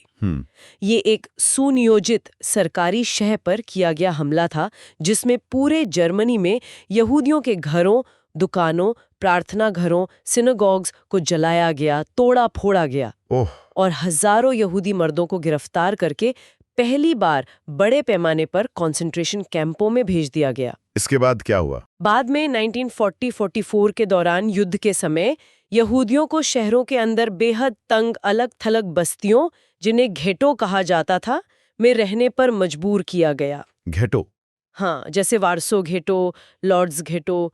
वहाँ भूखमरी, बीमारी फैली हुई थी और सितंबर 1941 से उन्हें अपनी पहचान के लिए छाती पर डेविड का पीला सितारा लगाना अनिवार्य कर दिया गया। पीला सितारा? जी, ये सब उन्हें लगातार अमानवीय बनाने और समाज से काटने के तरीके थे, ताकि बाद में उनके साथ कुछ भी करना आसान हो जाए। नाजी अपने इन भयानक कामों को छुपाने या सही ठहराने के लिए प्रचार का इस्तेमाल कैसे करते थे? भाषा का इस्तेमाल कैसे करते थे? स्रोत बताते हैं कि नाजियों ने भाषा और मीडिया का बहुत चालाकी और क्रूरता से इस्तेमाल किया। वे अक्सर दिल दहला देने वाले कामों के लिए ऐसे शब्द इस्तेमाल करते थे जो सुनने में सामान्य या तकनीकी लगे। जैसे यहूदियों के योजनाबद्ध नरसंहार के लिए उन्होंने शब्द इस्तेमाल किया अंतिम समाधान, फाइनल सॉल्यूशन। अंतिम समाधान सुनने में कितना क्लिनिकल लगता है। बिल्कुल। हत्याओं के लिए विशेष व्यवहार, गैस चेम्बरों को, जहां लाखों लोगों को मारा गया, उन्हें संक्रमण मुक्ति केंद्र कहा गया। बाप रे! ये भाषा असलियत पर पर्दा डालने और लोगों को भरमाने का एक बहुत सोचा समझा तरीका था। शार्लोट बेराट की किताब थर्ड राइक ऑफ ड्रीम्स का जिक्र है श्रोतों में। वो बताती है कि यह प्रचार कितना सफल रहा, यहाँ तक कि लोगों के सपनों तक में घुस गया था। हाँ, ये बहुत ही डराने वाली बात है जो स्रोत उजागर करते हैं। शार्लोट बेराट ने गुप्त रूप से लोगों के सपने रिकॉर्ड किए थे जब नाजी सत्ता में थे। अच्छा। उनकी किताब दिखाती है कि कैसे नाजी प्रचार इतना प्रभावी था कि आम जर्मन, यहाँ तक कि खुद यहूदी भी अपने सपनों में खुद को नाजियों द्वारा फैलाई गई नकारात्मक छवियों जैसे लंबी नाक, झुके कंधे, अजीब चाल में देखने लगे थे। अपने ही सपनों में? हाँ, ये दिखाता है कि नाजी विचारधारा किस हद तक लोगों के अवचेतन पर हावी हो गई थी। ये प्रचार की भयावह सफलता थी। समाज के बाकी हिस्सों जैसे युवाओं और महिलाओं को इस विचारधारा में कैसे ढाला गया? युवाओं पर नाजियों के खास ध्यान था। उन्हें भविष्य के सैनिक और नाजी समर्थक बनाना था। बचपन से ही उन्हें नाजी सांचे में ढालने की कोशिश की गई। 10 साल के बच्चों के लिए यंग फोक और 14 साल के लड़कों के लिए हिटलर यूथ में शामिल होना लगभग अनिवार्य कर दिया गया। अनिवार्य? हाँ, इन संगठनों में उन्हें क्या सिखाया जाता था? युद्ध की पूजा करना, हिंसा और आक्रामकता को अच्छा मानना, लोकतंत्र से नफरत करना और यहूदियों, कम्युनिस्टों, जिप्सियों वगैरह को दुश्मन मानना। और लड़कियों के लिए? लड़कियों के लिए भी संगठन थे जैसे लीग ऑफ जर्मन मेडन्स। उन्हें भी इसी तरह नाजी विचारधारा सिखाई जाती थी और उन्हें अच्छी आर्य माँ बनने के लिए तैयार किया जाता था। महिलाओं की भूमिका क्या तय की गई थी इस नाजी राज्य में? महिलाओं की मुख्य भूमिका बताई गई नस्लीय रूप से शुद्ध आर्य बच्चे पैदा करना और उन्हें नाजी मूल्यों के अनुसार पालना। मतलब बच्चे पैदा करने की मशीन। एक तरह से हाँ, उन्हें सिखाया गया कि नस्ल की शुद्धता बनाए रखना उनका सबसे बड़ा कर्तव्य है। ज्यादा बच्चे पैदा करने वाली माओं को बाकायदा इनाम दिए जाते थे। इनाम? कैसे इनाम? ऑनर क्रॉस दिए जाते थे, कांस्य पदक 4 बच्चों पर, चांदी का 6 बच्चों पर और सोने का 8 या उससे ज्यादा बच्चों पर। ओह, इस तरह समाज के हर हिस्से को नाजी विचारधारा और उसके युद्ध और नस्लीय सफाई के लक्ष्यों के हिसाब से ढालने की पूरी कोशिश की गई। युद्ध शुरू हुआ सितंबर 1939 में पोलैंड पर हमले से। हमने विदेश नीति में इसकी तैयारी देखी। युद्ध के मैदान में क्या कोई ऐसा बड़ा मोड़ आया जिसने जर्मनी की किस्मत पलट दी? हाँ बिल्कुल, स्टालिनग्राद की लड़ाई 1942 फरवरी 1943 एक बहुत बड़ा निर्णायक मोड़ थी। स्टालिनग्राड। ये पूर्वी मोर्चे पर सोवियत संघ के खिलाफ लड़ी गई और शायद आधुनिक इतिहास की सबसे बड़ी और सबसे खूनी लड़ाइयों में से एक मानी जाती है। इसमें जर्मनी की सेना की जबरदस्त हार हुई। लाखों सैनिक मारे गए या बंदी बना लिए गए। स्रोत बताते हैं कि ये पहली बार था जब हिटलर को सार्वजनिक तौर पर इतनी बड़ी हार माननी पड़ी। अच्छा, उसने माना? हाँ, इस हार ने सोवियत संघ में जर्मनी की बढ़त रोक दी और फिर वहां से जर्मन सेना पीछे हटना शुरू हुई। युद्ध का पासा पलटना शुरू हो गया था। इससे पहले ब्रिटेन पर कब्जे की योजना भी नाकाम हुई थी। हाँ, ऑपरेशन सी लायन वो भी विफल रहा था। ब्रिटेन की वायुसेना ने उन्हें रोक दिया था। और युद्ध का अंत कैसे हुआ? यूरोप में युद्ध मई 1945 में खत्म हुआ। जब सोवियत सेना बर्लिन में घुस रही थी तो अप्रैल 1945 में हिटलर ने अपने प्रचार मंत्री गोबल्स के साथ बर्लिन के एक बंकर में आत्महत्या कर ली। बंकर में आत्महत्या? हाँ, कुछ दिन बाद 8 मई 1945 को जर्मनी ने बिना शर्त मित्र राष्ट्रों के सामने आत्मसमर्पण कर दिया। इतने बड़े पैमाने पर अपराध हुए थे, युद्ध अपराध, मानवता के खिलाफ अपराध, हॉलोकॉस्ट। क्या इनके बाद कोई न्याय हुआ? न्यूरमबर्ग मुकदमों का जिक्र है स्रोतों में। हाँ, युद्ध के बाद जर्मनी के न्यूरमबर्ग शहर में एक अंतर्राष्ट्रीय सैनिक अदालत बनाई गई ताकि नाजी युद्ध अपराधियों पर मुकदमा चलाया जा सके। लेकिन जैसा कि स्रोत बताते हैं और जैसा कई इतिहासकार मानते हैं, न्याय शायद पूरा नहीं हुआ। सिर्फ 11 बड़े नाजी नेताओं को मौत की सजा दी गई। सिर्फ 11? हाँ, मुख्य अभियुक्तों में से कईयों को उम्र कैद हुई, कुछ को कम सजा मिली, कुछ बरी भी हो गए। बहुत से लोग मानते हैं कि नाजियों द्वारा किए गए भयानक अपराधों, खासकर होलोकॉस्ट जिसमें 60 लाख यहूदियों का नरसंहार हुआ, उसके पैमाने को देखते हुए ये सजा काफी कम थी। कम क्यों? इसके पीछे क्या वजह थी? इसके पीछे एक वजह शायद ये भी थी, जैसा स्रोत इशारा करते हैं, कि मित्र राष्ट्र इस बार जर्मनी पर वैसी कठोर शर्तें नहीं लादना चाहते थे जैसी पहले विश्व युद्ध के बाद वर्साई में लादी गई थीं। अच्छा, मतलब वर्साई से सबक लिया? शायद उन्हें लगा कि पहले विश्व युद्ध के बाद जर्मनी के साथ जो सलूक हुआ, जो अपमान हुआ, उसने भी कहीं ना कहीं नाजीवाद के उदय में भूमिका निभाई थी। वो उस गलती को दोहराना नहीं चाहते थे। तो हमने देखा कि कैसे पहले विश्व युद्ध के बाद की निराशा, वर्साई संधि का वो भारी अपमान और फिर वो भयानक आर्थिक तबाही, इन सब ने मिलकर जर्मनी में एक ऐसा माहौल बनाया, एक खालीपन छोड़ा। हाँ, जिसका फायदा उठाकर हिटलर और नाजी पार्टी सत्ता में आए। फिर उन्होंने लोकतंत्र को पूरी तरह खत्म किया, नफरत और नस्लवाद पर आधारित एक क्रूर शासन स्थापित किया और दुनिया को एक विनाशकारी युद्ध में झोंक दिया। बिल्कुल। ये पूरा घटनाक्रम हमें एक बहुत गंभीर सबक सिखाता है। स्रोत हमें बार बार दिखाते हैं कि कैसे राष्ट्रीय अपमान की भावना, आर्थिक बदहाली और एक करिश्माई नेता का नफरत भरा कुशल प्रचार, ये सब मिलकर लोकतांत्रिक संस्थाओं को तबाह कर सकते हैं। हाँ, और मानवता के खिलाफ ऐसे अपराधों को जन्म दे सकते हैं जिनकी हम आज कल्पना करना भी मुश्किल पाते हैं। यह हमें हमेशा याद दिलाता है कि चरमपंथी विचारधाराओं के खतरे को कभी भी कम नहीं आंकना चाहिए। और अंत में ये सवाल उठता है, और ये शायद हम सबके सोचने के लिए है, कि आज जब दुनिया फिर से कई तरह के बंटवारे, आर्थिक अनिश्चितता और राष्ट्रवाद के तनाव देख रही है, तो क्या हम इतिहास की इन चेतावनियों पर वाकई ध्यान दे रहे हैं? बहुत जरूरी सवाल है ये। क्या हमने सच में उन कारणों को समझा है जिनकी वजह से ऐसी त्रासदियां होती हैं ताकि हम उन्हें दोहराने से बच सकें। ये एक ऐसा विचार है जिस पर हम सबको सोचने की जरूरत है। आज के लिए बस इतना ही। नमस्कार। आज हम एक ऐसे विषय पर बात करेंगे जिसका असर आज भी महसूस होता है। जी। भारत में औपनिवेशिक शासन के दौरान वनों और वहां रहने वाले समुदायों पर जो गहरे दूरगामी प्रभाव पड़े उनकी। बिल्कुल, एक बहुत ही महत्वपूर्ण विषय है ये। हाँ, और हमारे पास इतिहास से जुड़े कुछ दस्तावेज और शोध हैं जो उस दौर की एक तस्वीर सी पेश करते हैं। हाँ, काफी विस्तार से जानकारी मिलती है उनसे। तो इस चर्चा का मकसद सिर्फ ये जानना नहीं कि क्या हुआ, बल्कि ये समझना है कि वन प्रबंधन में कैसे और क्यों बदलाव लाए गए। शिकार जैसी सदियों पुरानी प्रथाओं ने क्या मोड़ लिया, पारंपरिक खेती जैसे झूम पर क्या असर पड़ा, और सबसे जरूरी, स्थानीय समुदायों ने इन जबरदस्त बदलावों का सामना कैसे किया, उनकी प्रतिक्रिया क्या थी।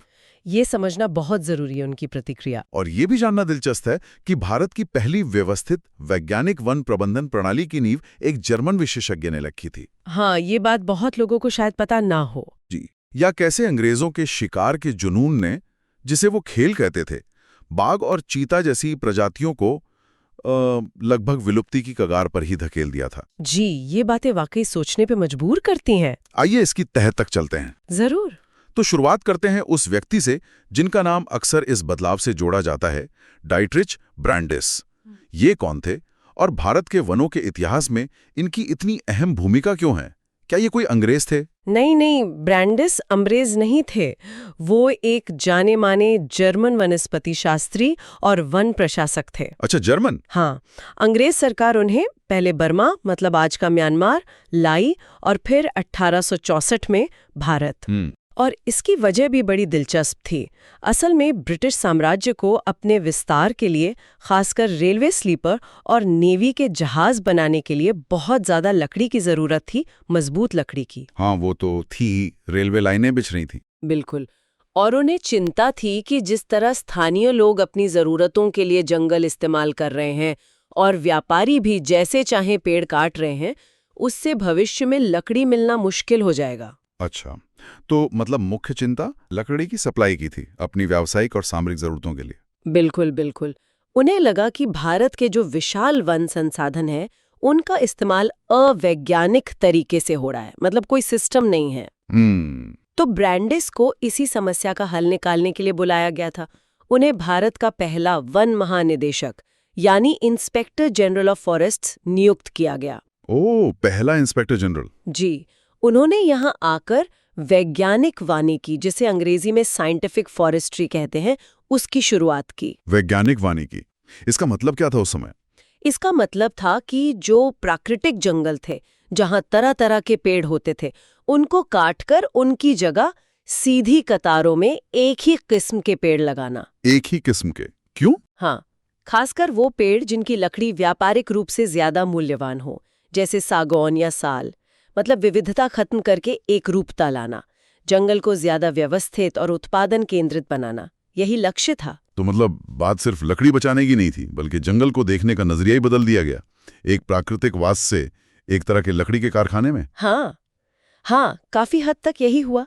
ब्रांडिस ने फिर 1864 में भारतीय वन सेवा यानी IFS की स्थापना की। अच्छा, IFS की स्थापना भी उन्होंने ही की? जी, और 1865 के पहले भारतीय वन अधिनियम इंडियन फॉरेस्ट एक्ट को बनवाने में भी उनकी अहम भूमिका थी। और इस कानून से क्या हुआ? इस कानून ने सरकार को किसी भी वन भूमि को आरक्षित रिजर्व्ड फॉरेस्ट या संरक्षित यानी प्रोटेक्टेड फॉरेस्ट घोषित करने का अधिकार दे दिया। आरक्षित? हाँ, और आरक्षित वनों में तो स्थानीय लोगों का आना जाना, जानवरों को चराना, लकड़ी काटना, फल फूल लेना, ये सब लगभग बंदी कर दिया गया। अरे, उनके जो सदियों पुराने पारंपरिक अधिकार थे जंगल पर, वो एक तरह से छीन लिए गए। जंगल अब राज्य की संपत्ति बन गया, सरकार की, जिसका प्रबंधन IFS के अधिकारी करते थे और जिसका मुख्य उद्देश्य लकड़ी का उत्पादन और सरकार के लिए पैसा कमाना था। सही कहा। तो ये वाकई बहुत बड़ा बदलाव था कि कैसे एक बाहरी विशेषज्ञ की सोच और एक यूरोपीय मॉडल ने भारत की पूरी वन नीति और लाखों लोगों के जीवन को बदल कर रख दिया। हाँ, और इसका आधार व्यावसायिक लाभ और नियंत्रण था। सही कहा। ये अंग्रेजों की सोच में एक बड़ा बदलाव था, जंगल को सिर्फ स्थानीय जरूरतों की जगह से बदलकर मुख्य रूप से पैसा कमाने वाला संसाधन बना देना। जी। और इसमें स्थानीय ज्ञान और जरूरतों को अक्सर नजरअंदाज ही किया गया। तो इन नए वन नियमों का, जैसे पेड़ों की कटाई, चराई पर रोक, जंगलों को आरक्षित करने का, पारंपरिक गतिविधियों पर क्या असर पड़ा, खासकर शिकार पर? हमने स्रोतों में बड़े खेल यानी बिग गेम के गायब होने का जिक्र सुना है। ये बड़ा खेल क्या था और इसके गायब होने का क्या मतलब है? हाँ, बड़े खेल या बिग गेम ये अंग्रेजों का ही शब्द था। इससे मतलब उन बड़े जंगली जानवरों से था जिनका शिकार अंग्रेज अफसर, भारतीय राजे महाराजे और ऊंचे तबके के लोग शौकिया तौर पर करते थे। जैसे बाघ, तेंदुए, हाथी, भालू, गैंडे वगैरह। अच्छा। तो वन कानूनों का शिकार पर दोहरा असर हुआ। एक तरफ तो आम लोगों के लिए जंगल में शिकार करना मुश्किल या गैरकानूनी हो गया, उनके पारंपरिक अधिकार जो थे वो छीन लिए गए। दूसरी तरफ अंग्रेजों और रजवाड़ों के लिए शिकार एक बहुत बड़ा शौक बन गया, एक स्टेटस सिंबल, अपनी मर्दानगी दिखाने का जरिया। लेकिन दस्तावेज तो ये भी बताते हैं कि कुछ जानवरों को तो इनाम देकर मरवाया गया। ये सिर्फ शौक तो नहीं लगता फिर? बिल्कुल सही कहा, ये सिर्फ शौक नहीं था। औपनिवेशिक शासकों की नजर में बड़े शिकारी जानवर जैसे बाघ, भेड़िए, तेंदुए, ये सब जंगलीपन, बर्बरता और आदिम भारत के प्रतीक थे। अच्छा। हाँ, उन्हें लगता था कि इन खतरनाक जानवरों को मारकर वे भारत को सभ्य बना रहे हैं और किसानों की रक्षा भी कर रहे हैं, ऐसा वो कहते थे। सभ्य बना रहे हैं जानवरों को मारकर? जी, इसीलिए बाघों और भेड़ियों को मारने पर बाकायदा इनाम घोषित किए गए।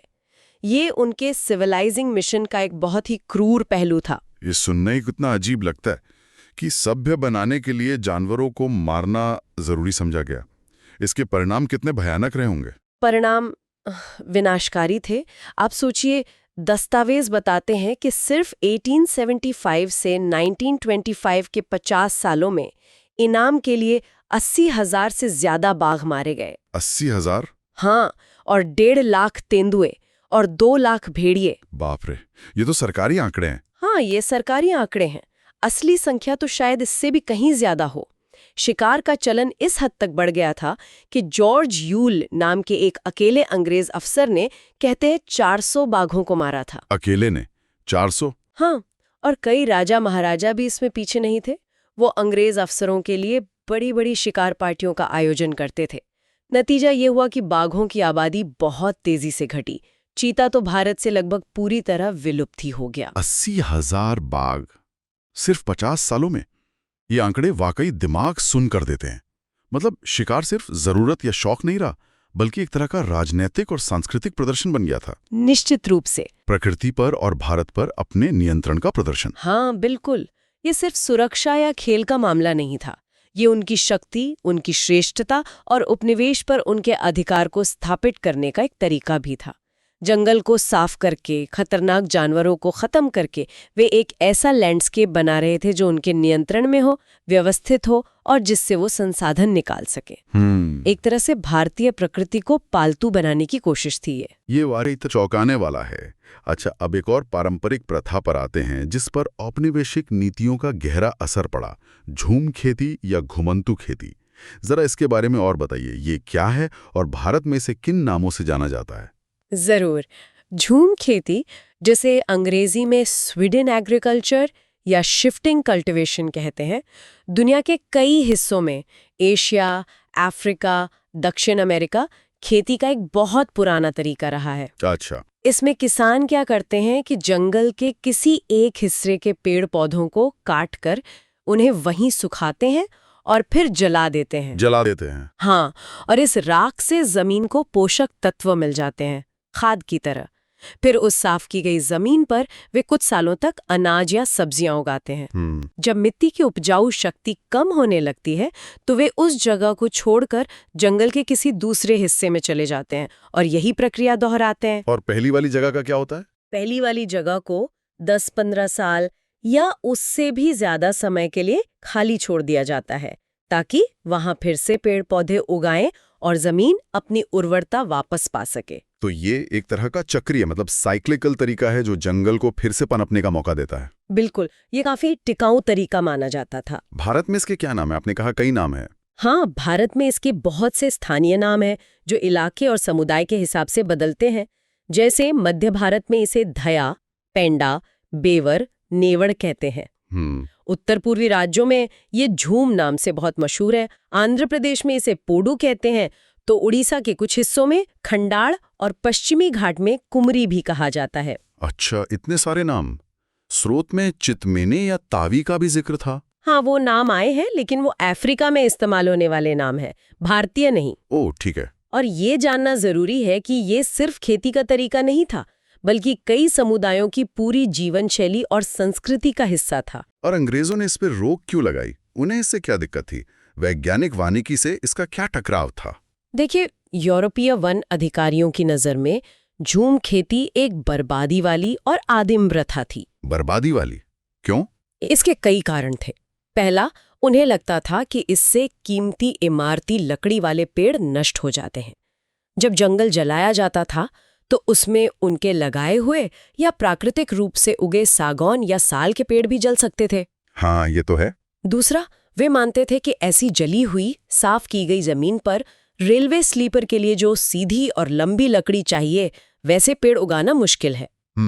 तीसरा, और ये भी बहुत अहम था, कि जो समुदाय घूम घूम कर खेती करते थे, उन पर नजर रखना और उनसे लगान मतलब टैक्स वसूलना सरकार के लिए मुश्किल था। अच्छा, नियंत्रण वाली बात फिर से आ गई। हाँ, वे चाहते थे कि लोग एक जगह बसें, स्थायी खेती करें, ताकि उन पर नियंत्रण रखा जा सके और आसानी से राजस्व वसूला जा सके। तो मतलब व्यावसायिक हित, नियंत्रण की इच्छा और शायद स्थानीय तरीकों को ना समझने की वजह से इसे बंद करने का फैसला हुआ। हाँ, इन्हीं सब कारणों से सरकार ने झूम खेती पर धीरे धीरे प्रतिबंध लगाना शुरू कर दिया या उसे बहुत सीमित कर दिया। और इसका नतीजा क्या हुआ उन समुदायों पर? नतीजा ये हुआ कि कई आदिवासी और वन्य समुदायों को जबरदस्ती उनके पारंपरिक घरों और जंगलों से विस्थापित होना पड़ा। उनकी आजीविका का मुख्य साधन छिन गया। कुछ को मजबूरन वन विभाग या चाय कॉफी के बागानों में मजदूर बनना पड़ा, कुछ को खेती के नए अपरिचित तरीके अपनाने पड़े और कुछ ने इन नीतियों के खिलाफ विद्रोह का रास्ता अपनाया। तो मतलब एक पूरी जीवन शैली को ही गैरकानूनी बना दिया गया। हाँ, जिसका असर उन समुदायों पर बहुत गहरा पड़ा होगा। बहुत ज्यादा। ये वाकई एक अहम सवाल खड़ा करता है कि कैसे बाहरी वैज्ञानिक लगने वाली नीतियां, जो असल में व्यावसायिक हितों और नियंत्रण से प्रेरित थीं, सदियों पुरानी स्थानीय ज्ञान प्रणालियों और जीवन जीने के तरीकों से सीधे टकरा गईं। बिल्कुल, ये एक टकराव बहुत साफ था और इसके नतीजे अक्सर, जैसा मैंने कहा, हिंसक भी होते थे।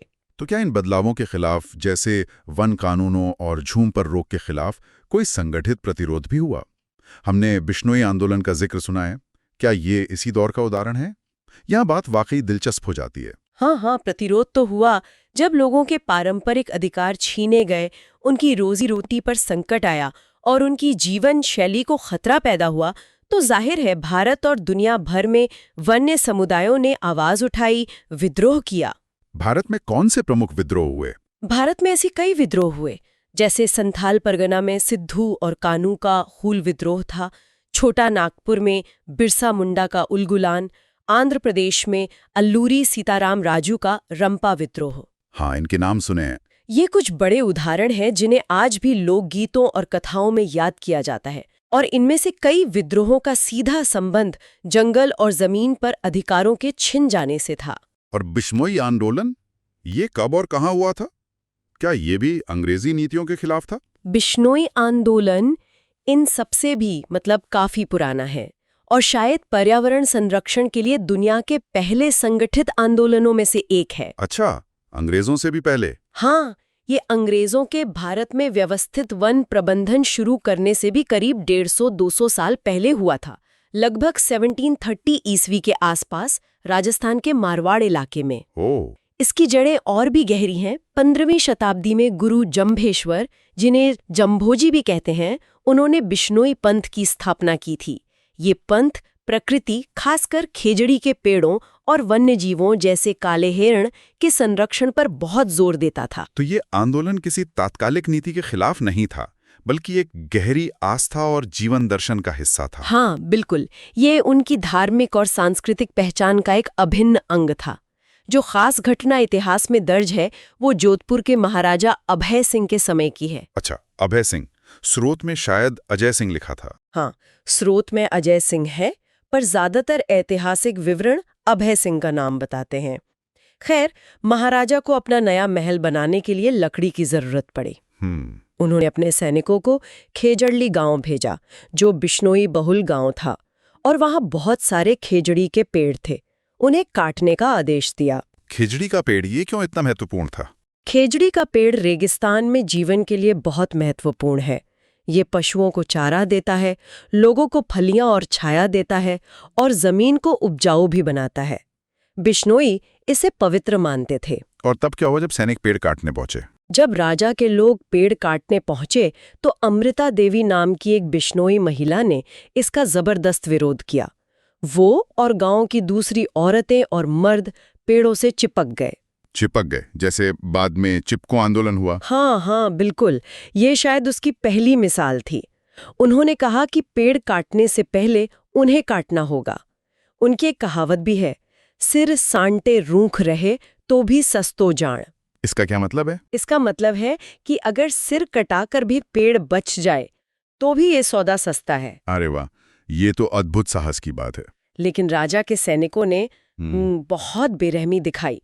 उन्होंने अमृता देवी और पेड़ों से चिपके दूसरे गांव वालों को कुल्हाड़ियों से काट डाला। क्या? हाँ, कहा जाता है कि उस दिन 383 बिश्नोई स्त्री पुरुषों ने पेड़ों की रक्षा में अपनी जान दे दी। 383 लोग पेड़ों के लिए? जी। जब इस भयानक नरसंहार की खबर महाराजा अभय सिंह तक पहुंची तो उन्हें अपनी गलती का बहुत ज्यादा एहसास हुआ। वो खुद खेजड़ली गांव आए। अच्छा। उन्होंने बिश्नोई समुदाय से माफी मांगी और एक ताम्रपत्र जारी करके ये आदेश दिया कि भविष्य में मारवाड़ के बिश्नोई गांव के आसपास कभी कोई खेजड़ी का पेड़ नहीं काटा जाएगा और न ही किसी वन्य जीव का शिकार किया जाएगा। उन्होंने उस क्षेत्र को एक तरह से संरक्षित घोषित कर दिया। ये कहानी तो वाकई रोंगटे खड़े कर देने वाली है और दिखाती है कि लोगों का अपनी जमीन, अपनी प्रकृति और अपनी आस्था से कितना गहरा, कितना अटूट रिश्ता था। बिल्कुल। वे इसके लिए अपनी जान तक देने को तैयार थे। हाँ, और अगर हम इसे बड़ी तस्वीर से जोड़ें तो बिश्नोई आंदोलन पर्यावरण संरक्षण के लिए सामुदायिक कार्यवाही का, अहिंसक प्रतिरोध का, हालांकि अंत दुखद था, और प्रकृति के प्रति गहरे सम्मान का एक बेहद शक्तिशाली और प्रेरणादायक ऐतिहासिक उदाहरण है। ये हमें उपनिवेशवाद से पहले के भारत में भी पर्यावरण चेतना और उसके लिए संघर्ष की मौजूदगी दिखाता है। ये दर्शाता है कि जंगल और प्रकृति सिर्फ संसाधन नहीं थे, बल्कि सांस्कृतिक पहचान और जीवन मूल्यों का केंद्र भी थे। तो आज की इस चर्चा में हमने देखा कि कैसे औपनिवेशिक काल ने भारत के वनों और वन्य जीवन के साथ साथ वहां रहने वाले समुदायों के जीवन को भी कितनी गहराई से बदल दिया। जी। एक जर्मन विशेषज्ञ डाइट्रिच ब्रांडिस द्वारा वैज्ञानिक मगर असल में व्यावसायिक हितों वाली वानिकी की शुरुआत हुई। शिकार, जो कभी जरूरत और परंपरा का हिस्सा था, अंग्रेजों और अभिजातियों के लिए खेल और सत्ता प्रदर्शन का जरिया बन गया, जिसने इनाम और सभ्यता के नाम पर वन्य जीवों का भयानक विनाश किया और कई प्रजातियों को विलुप्ति के कगार पर पहुंचा दिया। हाँ, पारंपरिक और टिकाऊ झूम खेती जैसी प्रथाओं पर प्रतिबंध लगा दिए गए, जिससे समुदायों का जीवन अस्त-व्यस्त हो गया, उन्हें विस्थापन और गरीबी झेलनी पड़ी। जी बिल्कुल। और इन सब बदलावों और दबावों के बीच बिश्नोई समुदाय जैसे प्रतिरोध और प्रकृति के प्रति अटूट निष्ठा के प्रेरणादायक स्वर भी उभरे। ये पूरी तरह स्पष्ट है कि औपनिवेशिक उद्देश्य मुख्य रूप से लकड़ी जैसे संसाधनों पर एकाधिकार स्थापित करना, उनसे ज्यादा राजस्व कमाना और साथ ही भारत को अपने सभ्य सांचे में ढालने का मिशन, ये सब स्थानीय समुदायों के जंगल के साथ जो पारंपरिक, सांस्कृतिक, आध्यात्मिक और गहरे आर्थिक रिश्ते थे, उनके साथ सीधे टकराव में थे। हाँ, सीधा टकराव। अंग्रेजों के लिए जंगल मुख्यतः एक वस्तु थे, एक संसाधन जिसे नियंत्रित करना था, जिसका शोषण करना था, जबकि स्थानीय समुदायों के लिए जंगल जीवन का आधार थे, उनकी पहचान, संस्कृति और आध्यात्मिकता का स्रोत थे। वन कानूनों ने इस जटिल और गहरे रिश्ते को तोड़कर जंगल पर राज्य का एकाधिकार स्थापित कर दिया, जिसका असर और जिसकी गूंज हमें आज भी भारत के कई हिस्सों में वन अधिकारों और संरक्षण से जुड़े संघर्षों में सुनाई देती है। वाकई। और बिश्नोई आंदोलन जैसी ऐतिहासिक घटनाएं हमें आज भी सोचने पर मजबूर करती हैं ना। बिल्कुल। पर्यावरण की रक्षा के लिए, अपने जीवन मूल्यों के लिए समुदाय द्वारा की गई ऐसी कार्रवाइयां, भले ही वो सदियों पहले हुई हों, आज दुनिया भर में चल रहे पर्यावरण आंदोलनों, जलवायु परिवर्तन के खिलाफ संघर्षों और स्वदेशी अधिकारों की लड़ाइयों के लिए कितनी प्रासंगिक और प्रेरणादायक है। हाँ, ये बहुत प्रासंगिक सवाल है। ये विचारणीय है कि कैसे इतिहास की ये गूंज, ये कहानियां वर्तमान की बड़ी पर्यावरणीय चुनौतियों से लड़ने में हमारी मदद कर सकती हैं और हमें प्रकृति के साथ शायद ज्यादा सम्मानजनक, ज्यादा टिकाऊ रिश्ता बनाने के लिए प्रेरित कर सकते हैं। नमस्कार। आज हम एक ऐसी दुनिया में झांकने वाले हैं जो शायद हमारी रोजमर्रा की जिंदगी से बहुत दूर लगती है, पर है उतनी ही अहम। आधुनिक दुनिया में चरवाहों की दुनिया। हाँ, और अक्सर जब हम चरवाहा सुनते हैं तो एक पुरानी सी तस्वीर दिमाग में आती है ना? बिल्कुल। शायद देहाती सी कि भाई ये तो बस गुजरे जमाने की बात हो गई। लेकिन क्या ये सच है? क्या ये समुदाय वाकई सिर्फ अतीत का हिस्सा है? ये एक बहुत ही जरूरी सवाल है और इसी की तह तक जाने के लिए आज हम कुछ स्रोतों को देखेंगे। हमारे पास एनसीईआरटी इतिहास से जुड़े कुछ अंश हैं, कुछ स्टडी मटेरियल है। अच्छा। हाँ, जिनमें खास तौर पर चरवाहा समुदायों, उनके जीने के तरीकों, उन पर मतलब ऐतिहासिक बदलावों का क्या असर पड़ा और आज के दौर में उनकी क्या जगह है, इस पर काफी जानकारी है। और कुछ सवाल जवाब भी हैं शायद। हाँ, कुछ सवाल जवाब भी हैं जो हमें सीधे मुद्दे पर ले जाएंगे। तो हमारा इरादा यही है कि इन स्रोतों के जरिए चरवाहा समुदायों की कहानी को थोड़ा खोलें। हाँ, परत दर परत समझे, खासकर अफ्रीका के संदर्भ में, है ना? बिल्कुल। और ये समझे कि उनकी दुनिया चलती कैसे है, क्या मुश्किलें आईं और क्या आज भी उनकी जीवन शैली की कोई अहमियत है। चलिए तो फिर शुरू करते हैं। सबसे पहले तो ये समझना जरूरी है कि पारंपरिक तौर पर ये समुदाय मतलब सिर्फ अपने जानवरों के साथ ही नहीं रहते थे। उनका आसपास के गांवों से, खेती करने वालों से भी कोई रिश्ता था। बिल्कुल। ये एक आम सोच है कि चरवाहे शायद अकेले अलग थलग रहते होंगे, लेकिन हमारे स्रोत इस तस्वीर को तोड़ते हैं। अच्छा। हाँ, वो बताते हैं कि ये जो घुमंतू चरवाहे थे, जब अपने रेवड़ के साथ एक जगह से दूसरी जगह जाते थे तो रास्ते में जो गांव पड़ते थे उनके साथ उनका एक लेन देन होता था। ओह, मतलब सिर्फ वहां से गुजरना नहीं था? नहीं, ये एक तरह का आर्थिक और सामाजिक जुड़ाव था। तो ये किस तरह का लेन देन था? क्या देते थे वो गांव वालों को और बदले में क्या लेते थे? स्रोत बताते हैं कि चरवाहे किसानों के लिए काफी जरूरी चीजें लाते थे, जैसे खेत जोतने वाले जानवर। हाँ, ये तो बहुत जरूरी है खेती के लिए। बिल्कुल, रीढ़ की हड्डी की तरह थे। फिर वो दूध, घी, ऊन जैसी चीजें बेचते थे, यहाँ तक कि जानवरों के गोबर से बनी खाद भी। खाद भी? अच्छा, जो जमीन को उपजाऊ बनाती है। हाँ, और बदले में वो गांव वालों से अनाज लेते थे, बर्तन और जो भी उनकी जरूरत का सामान होता था वो सब। यानी ये कोई एक तरफा मामला नहीं था। बिल्कुल, एक तरह की आपसी निर्भरता थी। बिल्कुल, चरवाहे और किसान दोनों एक दूसरे की जरूरतें पूरी कर रहे थे। ये तो पूरी अर्थव्यवस्था का एक मॉडल जैसा लगता है। हाँ, जिसमें ये घूमना फिरना, ये घुमंतू जीवन शैली एक अहम हिस्सा थी। ये सिर्फ जानवरों को चराने से कहीं ज्यादा व्यवस्थित था। सही कहा। ये दिखाता है कि चरवाहे ग्रामीण अर्थव्यवस्था के जरूरी पहिए थे, एक ऐसा ताना बाना जिसमें घूमते फिरते समुदाय और बसे हुए गांव दोनों का महत्व था, दोनों एक दूसरे पर निर्भर थे। तो अगर हम इसी समझ के साथ अफ्रीका की तरफ देखें, वहां तो चरवाहा समुदायों की बहुत विविधता मिलती होगी। हाँ, बहुत ज्यादा। एक नाम जो अक्सर सुनने में आता है वो है बेदुइन। हाँ, बेदुइन। इनका नाम तो रेगिस्तान और ऊंटों से जुड़ा लगता है। कौन है ये लोग, कहाँ मिलते हैं? स्रोत बताते हैं कि बेदुइन मुख्य रूप से ऊंट पालने वाले खानाबदोश चरवाहे हैं। हाँ। अरबी भाषी लोग हैं। अच्छा। और इनका घर है उत्तरी अफ्रीका और मध्य पूर्व के बड़े बड़े रेगिस्तानी और अर्ध रेगिस्तानी इलाके। ऊंट इनकी जिंदगी का केंद्र है। सब कुछ ऊंट से? हाँ, मतलब परिवहन, दूध, मांस। हाँ, खाल, सब कुछ। इनकी पूरी जीवन शैली रेगिस्तानी माहौल के हिसाब से ढली हुई है। कमाल की अनुकूलन क्षमता है इनमें। रेगिस्तानी जीवन के विशेषज्ञ ये तो हैं। किन किन देशों में फैले हैं ये? इनका इलाका काफी बड़ा है। स्रोत बताते हैं कि ये सऊदी अरब, सीरिया, जॉर्डन जैसे मध्य पूर्वी देशों में तो हैं ही, साथ ही सूडान, मिस्र, लीबिया जैसे उत्तरी अफ्रीकी देशों में भी मिलते हैं। काफी बड़ा इलाका है। हाँ, और ये सचमुच रेगिस्तान की जहाज यानी ऊंटों पर सवार होकर पानी और चारे की तलाश में लगातार चलते रहते हैं, बिना किसी पक्के ठिकाने के। पूरी संस्कृति ही इसी घूमने फिरने के इर्द गिर्द बनी है। रेगिस्तान और ऊंट, ये तो एकदम क्लासिक छवि है। लेकिन अफ्रीका के दूसरे हिस्सों में भी तो चरवाहे होंगे जहां शायद मौसम अलग हो, जमीन अलग हो। जरूर जरूर, अफ्रीका इस मामले में बहुत बहुत समृद्ध है। श्रोत बेदुइन के अलावा बर्बर्स, सोमाली, बोरान, तुर्काना जैसे कई और अहम समुदायों का जिक्र करते हैं। अच्छा। और एक और समुदाय है जिनका नाम शायद सबसे ज्यादा पहचाना जाता है, मसाई। हाँ, मसाई। उनकी तस्वीरें तो अक्सर दिखती हैं, लाल कपड़ों में लंबे भाले लिए हुए। क्या खास जानकारी है इनके बारे में हमारे स्रोतों में? स्रोत बताते हैं कि मसाई पारंपरिक रूप से घुमंतू और पशुपालक लोग हैं।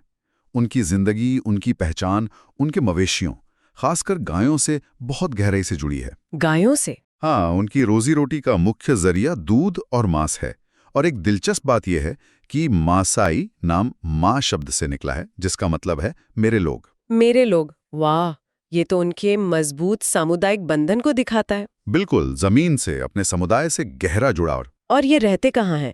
एक स्रोत में शायद कुछ कंफ्यूजन था कि ये पश्चिमी अफ्रीका में रहते हैं जहाँ ज्यादा बारिश होती है। नहीं, वो जानकारी गलत है।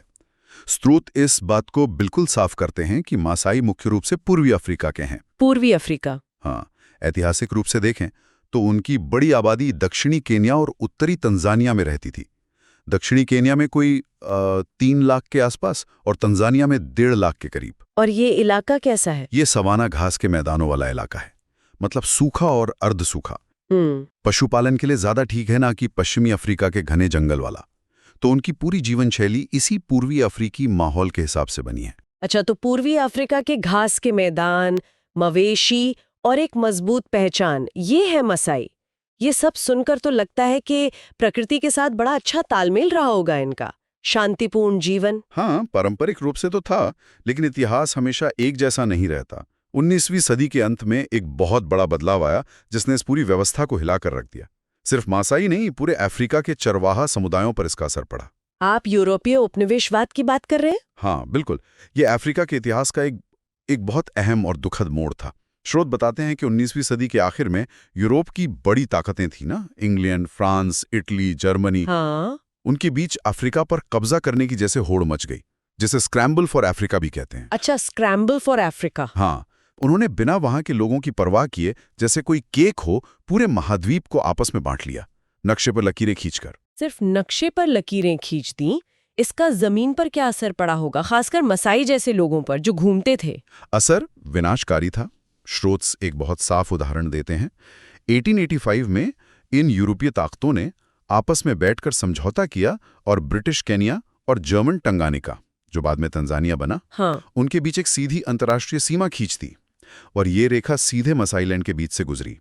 वो पूरा इलाका जहां मसाई सदियों से अपने जानवरों को चराते आए थे। अरे बाप रे! मतलब एक झटके में उनकी जमीन 2 अलग-अलग देशों में बंट गई। 2 अलग उपनिवेशों में? हाँ, बिल्कुल। और सोचिए जरा, ये सीमाएं सिर्फ नक्शे पर लकीरें नहीं थीं, ये उनके सदियों पुराने जीवन के तरीके पर, उनकी पूरी जीवन शैली पर सीधा हमला थी। बिल्कुल। बेहतरीन चरागाहें, पानी के स्रोत जो मौसम के हिसाब से बदलते थे और जहां जाने के लिए उन्हें घूमना पड़ता था, वो सब अचानक दूसरे देश में चले गए होंगे। सही कहा। उनकी आवाजाही पर सख्त पाबंदियां लग गईं। उन्हें अच्छी चरागाहों से हटाकर अक्सर सूखी, कम उपजाऊ जमीनों वाले रिजर्व इलाकों में धकेल दिया गया। मतलब उनकी आज़ादी भी गई और उनके जानवरों के लिए चारा पानी भी कम हो गया। हाँ, ये सिर्फ आज़ादी छीनना नहीं था, ये उनकी पूरी अर्थव्यवस्था पर चोट थी। ये उपनिवेशवाद के कई बुरे प्रभावों में से एक था। इसने समुदायों को बहुत कमजोर किया। और सीमाओं के अलावा एक और बात जो स्रोतों में है, वो है मवेशियों पर नियंत्रण और बीमारियों का असर। ये कैसे उपनिवेशकों के लिए फायदेमंद और चरवाहों के लिए नुकसानदेह साबित हुआ? ये भी उपनिवेशवाद की एक क्रूर चाल थी। जैसा हमने कहा, पहले तो चरवाहों को उनकी पारंपरिक जमीनों से हटाकर छोटी जगहों में बंद कर दिया गया। हाँ, रिजर्व में। हाँ, तो हुआ ये कि एक छोटी सी जगह पर ज्यादा जानवर इकट्ठे हो गए। इससे जमीन पर दबाव बढ़ा और बीमारियों के फैलने का खतरा भी। और फिर बीमारियां फैली भी। हाँ, और बहुत भयानक तरीके से। स्रोत एक बहुत विनाशकारी पशु महामारी का जिक्र करते हैं। नाम सीधे नहीं लिया गया, पर लक्षणों से लगता है कि वो रिंडरपेस्ट थी। रिंडरपेस्ट? हाँ, इसने 1890 के दशक में अफ्रीका में तबाही मचा दी थी। अंदाजा है कि कुछ इलाकों में तो 90% तक मवेशी मारे गए। 90%? ये तो हाँ, और उपनिवेशकों ने इस स्थिति का फायदा उठाया। जब चरवाहों के जानवर ही नहीं रहे तो उनकी आर्थिक ताकत खत्म हो गई, समाज में उनकी हैसियत गिर गई, वो विरोध करने की हालत में नहीं रहे। तो फिर उपनिवेशकों के लिए उन पर काबू पाना आसान हो गया होगा। हाँ, बहुत आसान हो गया।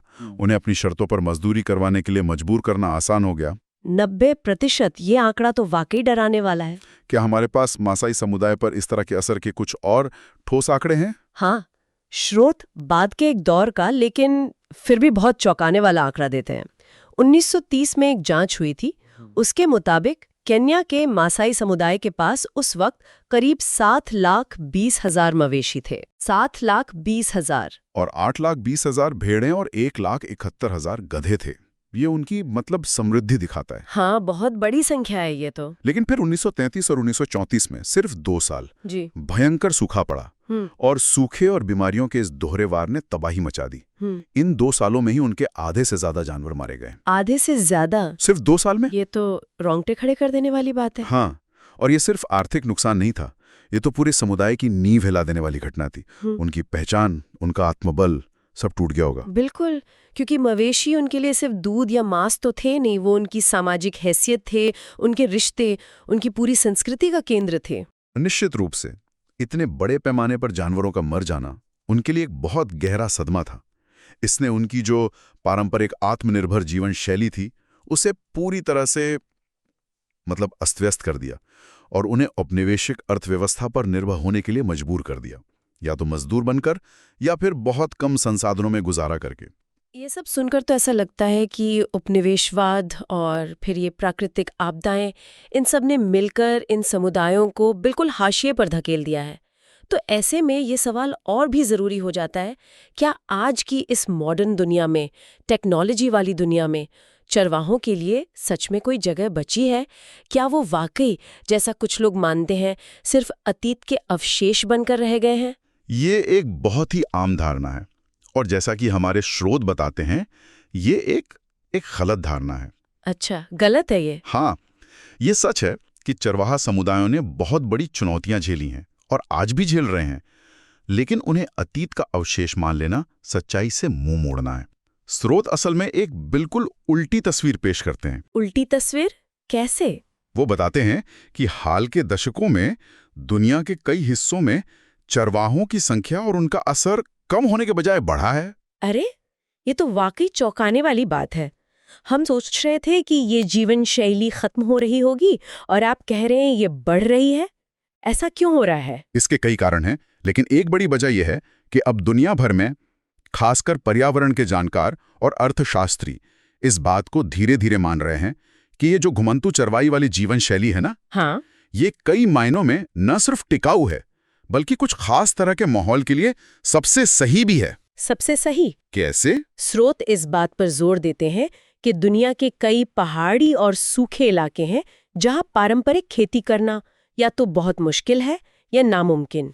हाँ, ये तो है। वहां जीवन चलाने के लिए घुमंतू चरवाई ही सबसे बेहतर और पर्यावरण के लिहाज से भी सबसे सही तरीका है। जिन इलाकों को शायद मॉडर्न डेवलपमेंट के मॉडल नजरअंदाज कर देते हैं या जहां वो फेल हो जाते हैं, वहां ये पुराना ज्ञान और जीवन शैली ज्यादा काम आ रही है। बिल्कुल, चरवाहों के पास पीढ़ियों का ज्ञान होता है।